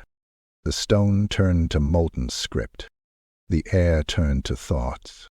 Dwalin staggered as his memories began to burn. He saw Kern die again, 1,000 times, in a loop that played behind his eyes. He saw his mother scream as the roof collapsed during the fall of Zul Crag. He saw himself, every mistake, every failure, engraved into the walls around him. Thorgar's voice boomed, no longer his own, but layered with others, ancient, divine, alien. I will unmake the chains of cause and effect. I will burn grammar into the bones of gods. I will overwrite everything. Dwalin fell to his knees. The heart rune lowered. Reality shuddered. The dais cracked open, a spiral of runes rising around Thorgar like a storm of thought. Lightning of pure concept forked from them, reducing pillars to sand and time to smoke. One bolt carved a glyph into Dwalin's shoulder. It wrote pain directly into his nerves. He roared and stood, bleeding from every pore. Thorgar stepped toward him. Let me show you, he whispered, what it means to be the author. And he reached out, his hand a quill of flesh and steel. But Dwalin was faster. He drew his last weapon, a dagger etched in the old tongue, forged by the first runesmiths, a weapon not of grammar, but grudge. He plunged it into Thorgar's side. The rune priest screamed, not in agony but in fury. You would pierce the sentence. Dwalin twisted the blade. I'm ending the chapter. The hard rune faltered. The light shattered, and the mountain began to fall. Chapter 16. Words of the Deep. The rune dagger still jutted from Thorgar's side, buried deep into the bleeding lattice of his flesh. Turn screen. It pulsed there, an ugly wound of truth gouged into a lie that had grown too large. But Thorgar did not fall. He unfolded. His body cracked, not with bone and sinew, but like paper tearing at the seams of comprehension. Light bled from the fissures, then dark, then something that existed between the two, color without color, shape without edge. He staggered back to the dais center as the heart rune above shuddered mid-descent, flickering in protest. Dwalin stumbled to his feet, every nerve alight with pain. The blade he'd struck with had done more than wound. It had severed a connection, but only a part of one. Thorgar's voice twisted. It no longer came from his mouth. It echoed from every rune in the chamber, like a choir speaking through every scratch of ink and stone. "You've ruined my syntax." His body rose, hovering a foot above the floor now, his feet dangling like a marionette. His mouth lolled open, slack-jawed, lips torn and bleeding ink, and from it came a second voice, deeper, older, not Thorgar's, not dwarven, primordial. Dionzo O-O-E, you hear the beginnings, son of stone. Dwalin fell to one knee as the voice crawled into his mind, bypassing ears, invading thoughts like ink spreading across wet parchment. He felt it burrow behind his eyes, coil around his memory, drag him into a place beneath language. He saw the deep, a place beyond mountains, beyond time, beneath the bedrock of the world, where reality was still fluid, still writing itself, a black ocean of unfinished thought. Shapes moved there, beings not bound by form but by concept. And one of them looked up, a maw of runes, an eye of silence, a name that could never be pronounced. The first scribe, and Thorgar had spoken to it. Not prayed, not begged, collaborated. Dwalin screamed as the visions tore through his mind, showing him the moment Thorgar had first carved a rune too deep, and it had answered. Back in the chamber, Thorgar's body twisted again, his limbs lengthened unnaturally, joints bending the wrong way. The iron circlet around his head shattered and regrew with every breath, reshaping into symbols Dwalin had never seen before, symbols that felt like violation. He hovered higher now, and the voice came again. "I am the word before speech, I am the edge of sound, and this one is my tongue." Thorgar spoke again, his own voice now hollow, pleading from within the shell of the being he'd become. I asked, for purpose, for meaning. I wanted to be the rune, and it answered. His hand, no longer flesh but a lattice of runes, clenched into a fist. Now I am the rewrite. From his body burst a wave of script, runes in all directions, moving like a shockwave. Dwalin ducked behind a pillar as the glyphs scorched through the stone, rewriting it mid-schlight. The pillar tried to speak, crumbling into sounds rather than rubble. Dwalin lunged forward, rolling beneath the next wave. His beard caught fire from a passing sigil. A second bolt of concept rune carved a sentence into the ground behind him. The floor began to rise, following the instruction of the glyph, forming into steps leading to nowhere. Thorgar pointed a finger, and the command was spoken. "Unwrite him." The glyphs surged toward Dwalin, but he was ready. He flung the last of his rune daggers, a gift from Kern, never used until now. It flew through the air, spinning end over end, each twist canceling a syllable of the attack. The dagger struck Thorgar in the chest again, and this time it did more than wound. It silenced him. The runes halted. The glyphs collapsed into dust. The dark voice shrieked, not aloud, but inside every rock, every drop of blood, every ancient symbol carved into the world. It screamed from beneath reality. Thorgar fell, cracked open. Smoke rose from his joints, his arms sagged. The lattice that had replaced his bones began to melt. I almost had it," he gasped. "I could have been the law." Dwalin stood over him, bloodied, burned, beaten, but alive. "You broke the stone," Dwalin said quietly. "So now the stone breaks you." He lifted his axe and ended the sentence. Chapter 17. The Unbinding Begins. The final breath left Thorgar's ruined chest in a slow, rattling hiss. Half a death rattle, half a whispered incantation. His mouth torn and blistered by the corrupted runes etched into his flesh, formed one last silent syllable as Dwalin's axe split his skull open with a sound like parchment tearing in a thunderstorm. For a heartbeat, the world paused, and then it broke. The heart rune, suspended above the spire like a god's guillotine, shuddered. Its final stroke, the incomplete curve of potential, moved. Not drawn by Thorgar's hand, not carved into stone, but written by the act of death itself. The rune accepted Thorgar's end as its final glyph. The sentence was complete, and the unbinding began. The rune glowed, softly at first, a flicker of ember, then violently, blindingly, as each stroke ignited with the essence of reality itself. Fire without flame, light without source. It spun slowly at first, then faster, faster, until it blurred into a circle of pure concept, a wheel of impossible grammar grinding against the gears of the world.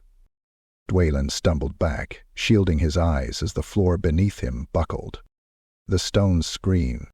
It shifted, not with the cracking of tectonics, but like a book being rewritten mid-sentence. Pillars twisted into spirals, arches folded into fractals, and the runes on the walls began to crawl off the stone and swarm through the air like locusts of light.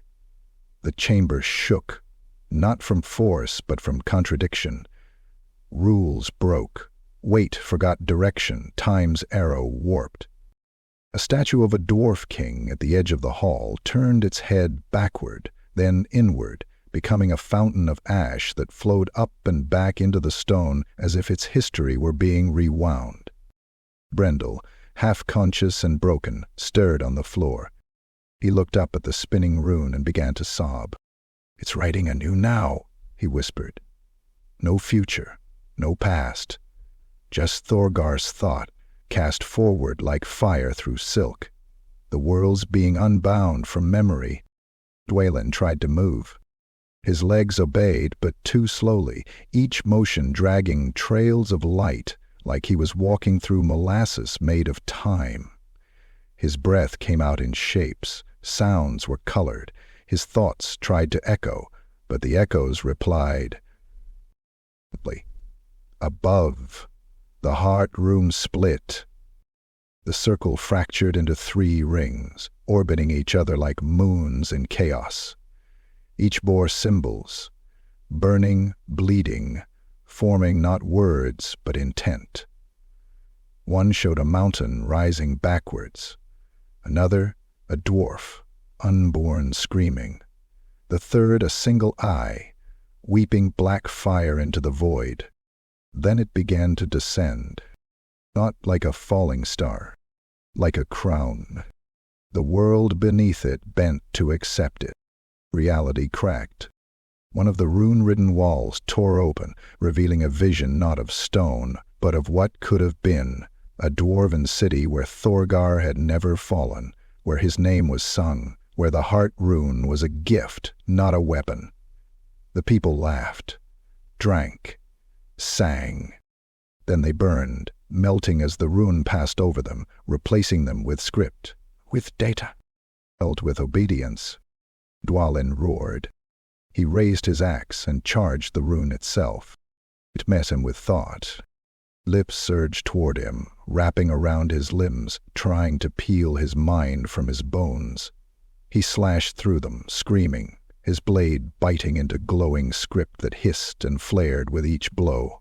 Runes struck him, one across the chest, burning a word into his flesh, unmade.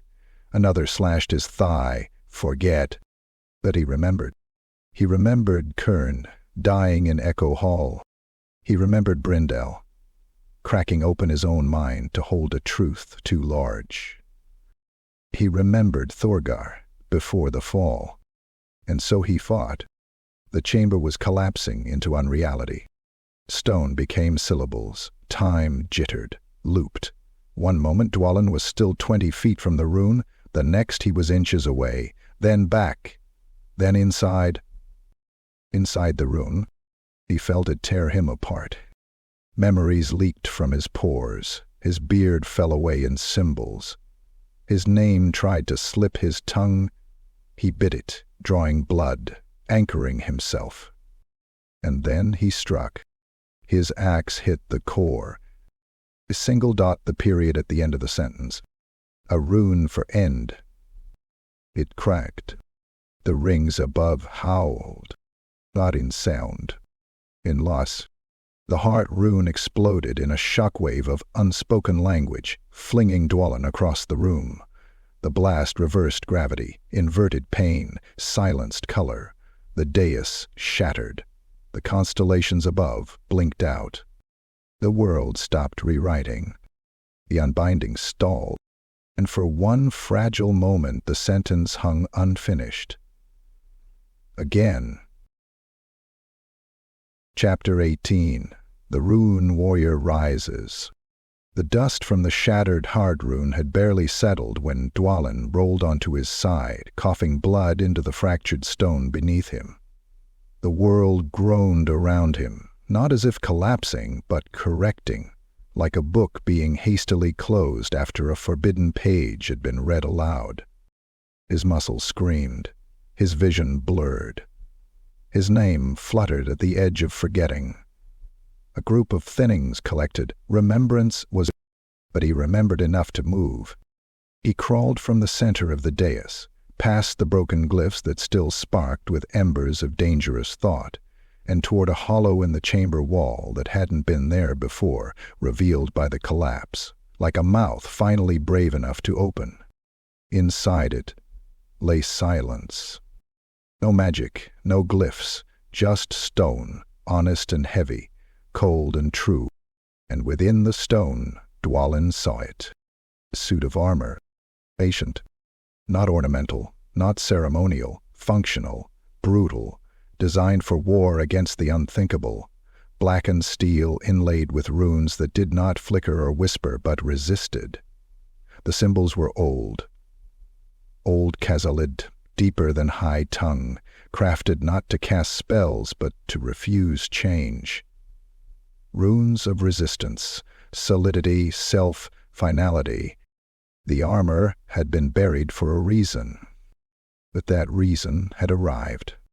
Dwalin stood, every bone screaming. He pulled the cuirass free first. It hissed as it left its cradle, as if waking from long sleep. Then the gauntlets, thick, weighty, runes etched into each knuckle, greaves, pauldrons, helm. Each piece fit, like it had been forged for him, not by measure, but by purpose. When he donned the helm, a final rune ignited over his heart. Reckoning. And Dwalin, last ranger of the Lost Hold, became something older than vengeance. He became the Rune Warrior. The chamber howled. The shreds of Thorgar's broken body, hurled across the dais during the rune's shattering, twitched, not in death throes, but reassembly. Flesh slithered back together, bone reknit with sound. The circlet of jagged iron floated back into the air, and now it spoke for him. The voice was no longer his. It was the archive of every forbidden rune he had ever written. Error, the crown hissed. Interruption. Sequence. Resuming. Thorgar rose spasmodically, like a marionette yanked to its feet. His arms were raw stumps of etched muscle, his skin a quilt of self-inflicted incantation. The heart rune may have broken, but its intent lived on, anchored in him. You cannot stop a language once it is learned, the voice said from every direction. You cannot unread truth. Dwalin's response was a charge. No words, only steel. He slammed into Thorgar with the force of a battering ram. His shoulder plate crushed ribs, and his first strike sent the priest hurtling into a pillar, shattering it. Stone fell like rain. Thorgar stood, one leg bending sideways, his body refusing to recognize injury. He retaliated with raw rune force. A bolt of blue-white energy blasted from his palm, a glyph for erase, launched like a spear. Dwalin raised his shielded arm. The rune struck and died, sizzling out against the armor's ward. The resistance runes flared in silent defiance, absorbing the magic like a sponge devouring poison. Dwalin advanced. Thorgar shrieked and flung more sigils, wounds, silence, forgetting, even death. But the rune warrior marched through them, axes spinning. One stroke tore through Thorgar's shoulder, another through his side. Black ichors splattered the ground, steaming with broken power. Thorgar retaliated with a glyph burst, a nova of chaotic letters that tore into the earth around them. Dwalin was hurled across the dais, his back striking a wall with a thunderous crack. Thorgar limped forward, bleeding, smiling wide with torn lips. "You wear their armor," he hissed. "But you fight like a child of meat. I speak, with the voice of the deep. I redefine." Dwalin staggered upright. "Then, redefine this." He drove his axe into his own chest. The blade pierced just below the heart, right into the master rune plate, awakening the armor. It howled. Not a sound, but a wave of pure rejection. Every rune on the plate flared like a star, rejecting Thorgar's grammar, casting out foreign language, burning away entropy. Dwalin was lifted, weightless, surrounded by light that had the texture of refusal. Then he fell, straight into Thorgar. They collided with explosive force. The impact sent a shockwave through the spire, knocking the broken ceiling loose. The sky of petrified runes above cracked. The stars blinked out. The final sentence began to collapse. Dwalin didn't stop. He pummeled Thorgar with fists wrapped in runic gauntlets, each strike embedding a word of undoing. Bones cracked, runes shattered, syllables were forgotten mid-casting. Thorgar screamed in rage, not pain, for he no longer felt it, but the fury of a prophet interrupted. I was the author. Dwalin leaned in, pressing his forehead to Thorgar's. No, and he drove both axes down, cleaving through neck and chest, pinning the broken body to the stone. You were just the error. Thorgar's body convulsed once, then turned to ash. The crown shattered, and the silence that followed was pure. Chapter 19. The Heart Shattered. For a moment there was nothing. No echo, no movement, no breath. Just silence, so absolute it seemed to press against the flesh, like a coffin lid nailed shut. Dwalin stood over the ruin of Thorgar's body, the twin axes in his fists trembling with the final release of violence. The ash of the rune priest's form drifted around him, glowing faintly as it scattered into the charged air like dead starlight. Then, without sound, the heart rune cracked. A hairline fracture, so thin, so precise, it might have gone unnoticed were it not for the sudden, sickening shift in the world. Reality flinched. The shattered remnant of the heart rune, now floating above the shattered dais like a dying sun, split again, and again. The glyphs that orbited it, the massive, world-defining symbols that had danced in the black sky, began to lose cohesion. They peeled away from the center, unraveling like threads pulled from a tapestry woven by the gods themselves. One by one, the strokes broke. The symbol for time blinked and vanished. The glyph for form twisted and collapsed into a screaming spiral of black dust. Stone, memory, flesh, cause, each was torn apart in turn, as if the fundamental scaffolding of the world had been held aloft by the rune's arcane will, and now found itself unsupported. The final stroke, the unspoken punctuation at the end of Thorgar's mad sentence, flared. Then it exploded. The blast was not fire. It was rejection. The world turned itself inside out as the heart rune's core collapsed, an implosion not of matter but of meaning. Words failed. Stone forgot how to be solid. Light became liquid. pooling across the dais in slow, writhing sheets that screamed as they moved. Runes burst into flame mid-air, each detonation sending shockwaves of paradox through the hall. Dwalin was hurled from the epicenter, his body cracking into a wall that twisted like wax under pressure. The rune armor hissed as it took the brunt of the backlash, searing shut at the seams. He slid to the floor, gasping, his eyes wide as the pale hold began to die. Cracks lanced through the ground, glowing red and blue with unstable energy. Statues crumbled into salt. Columns folded in on themselves like crushed scrolls. Walls groaned, then wept, not water, but fragments of history that bled from the stone like marrow from shattered bone.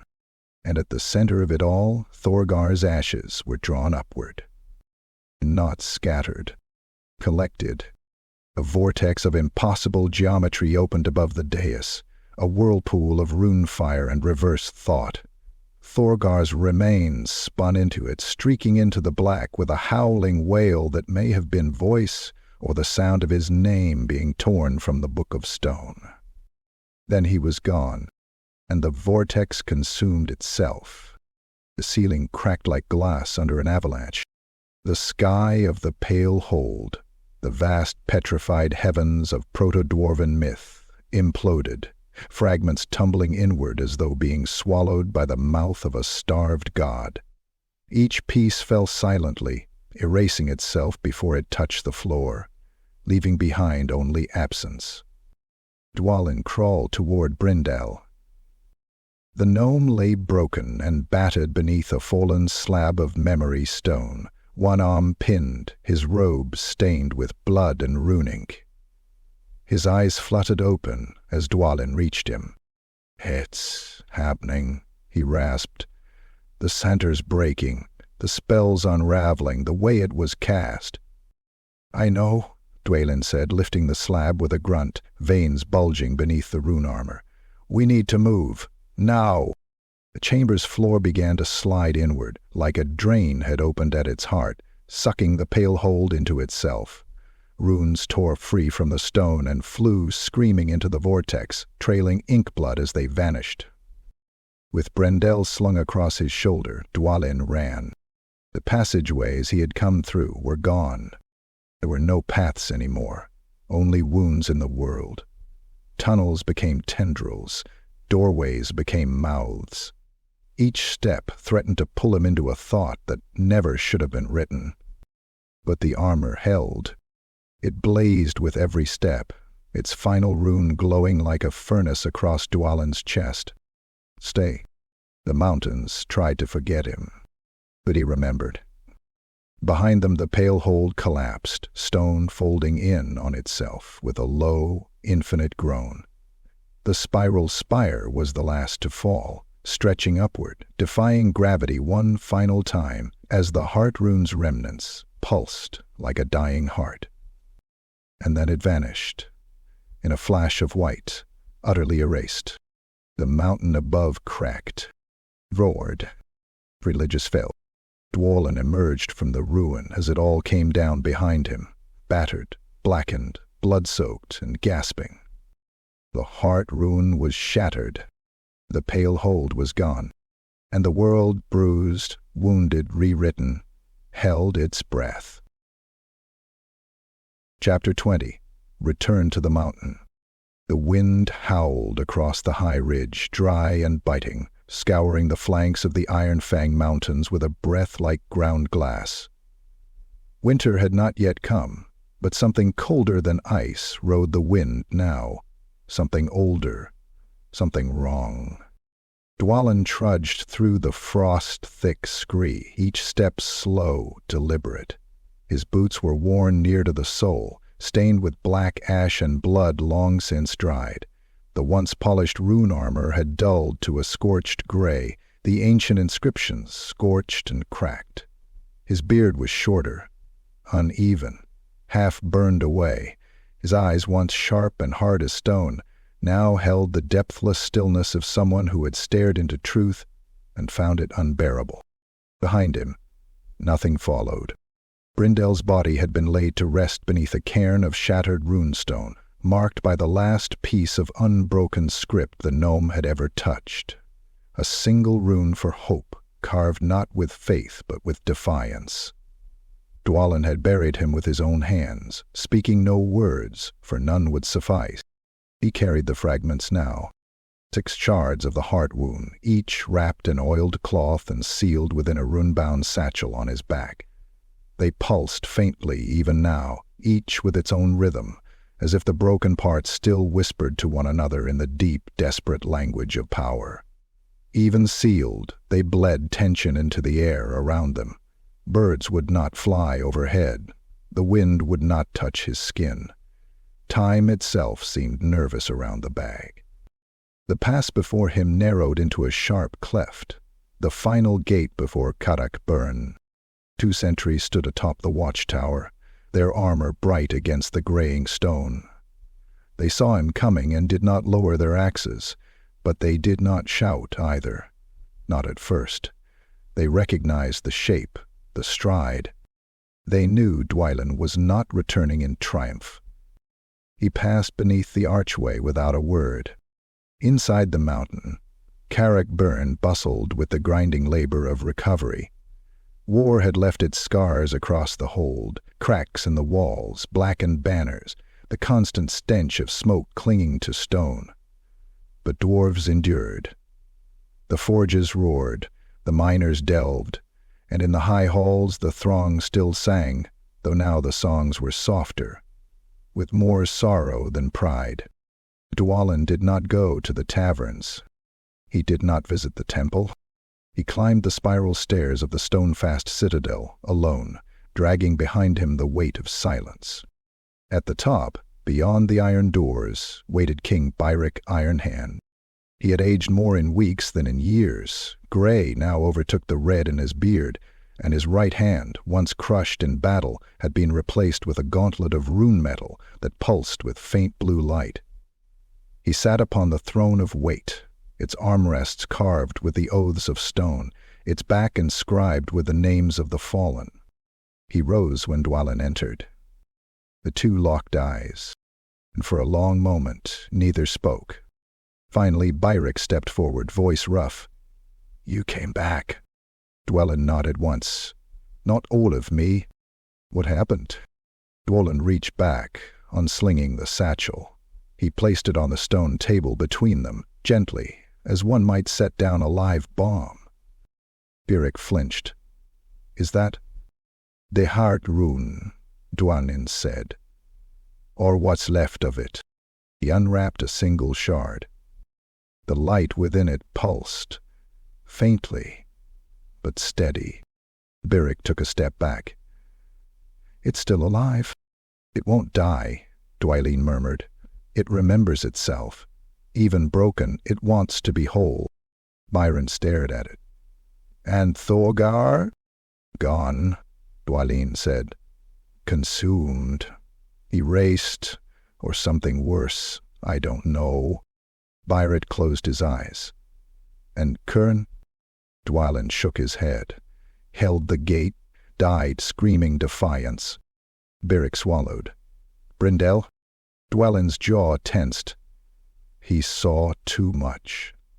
Gave too much. He's in the deep now.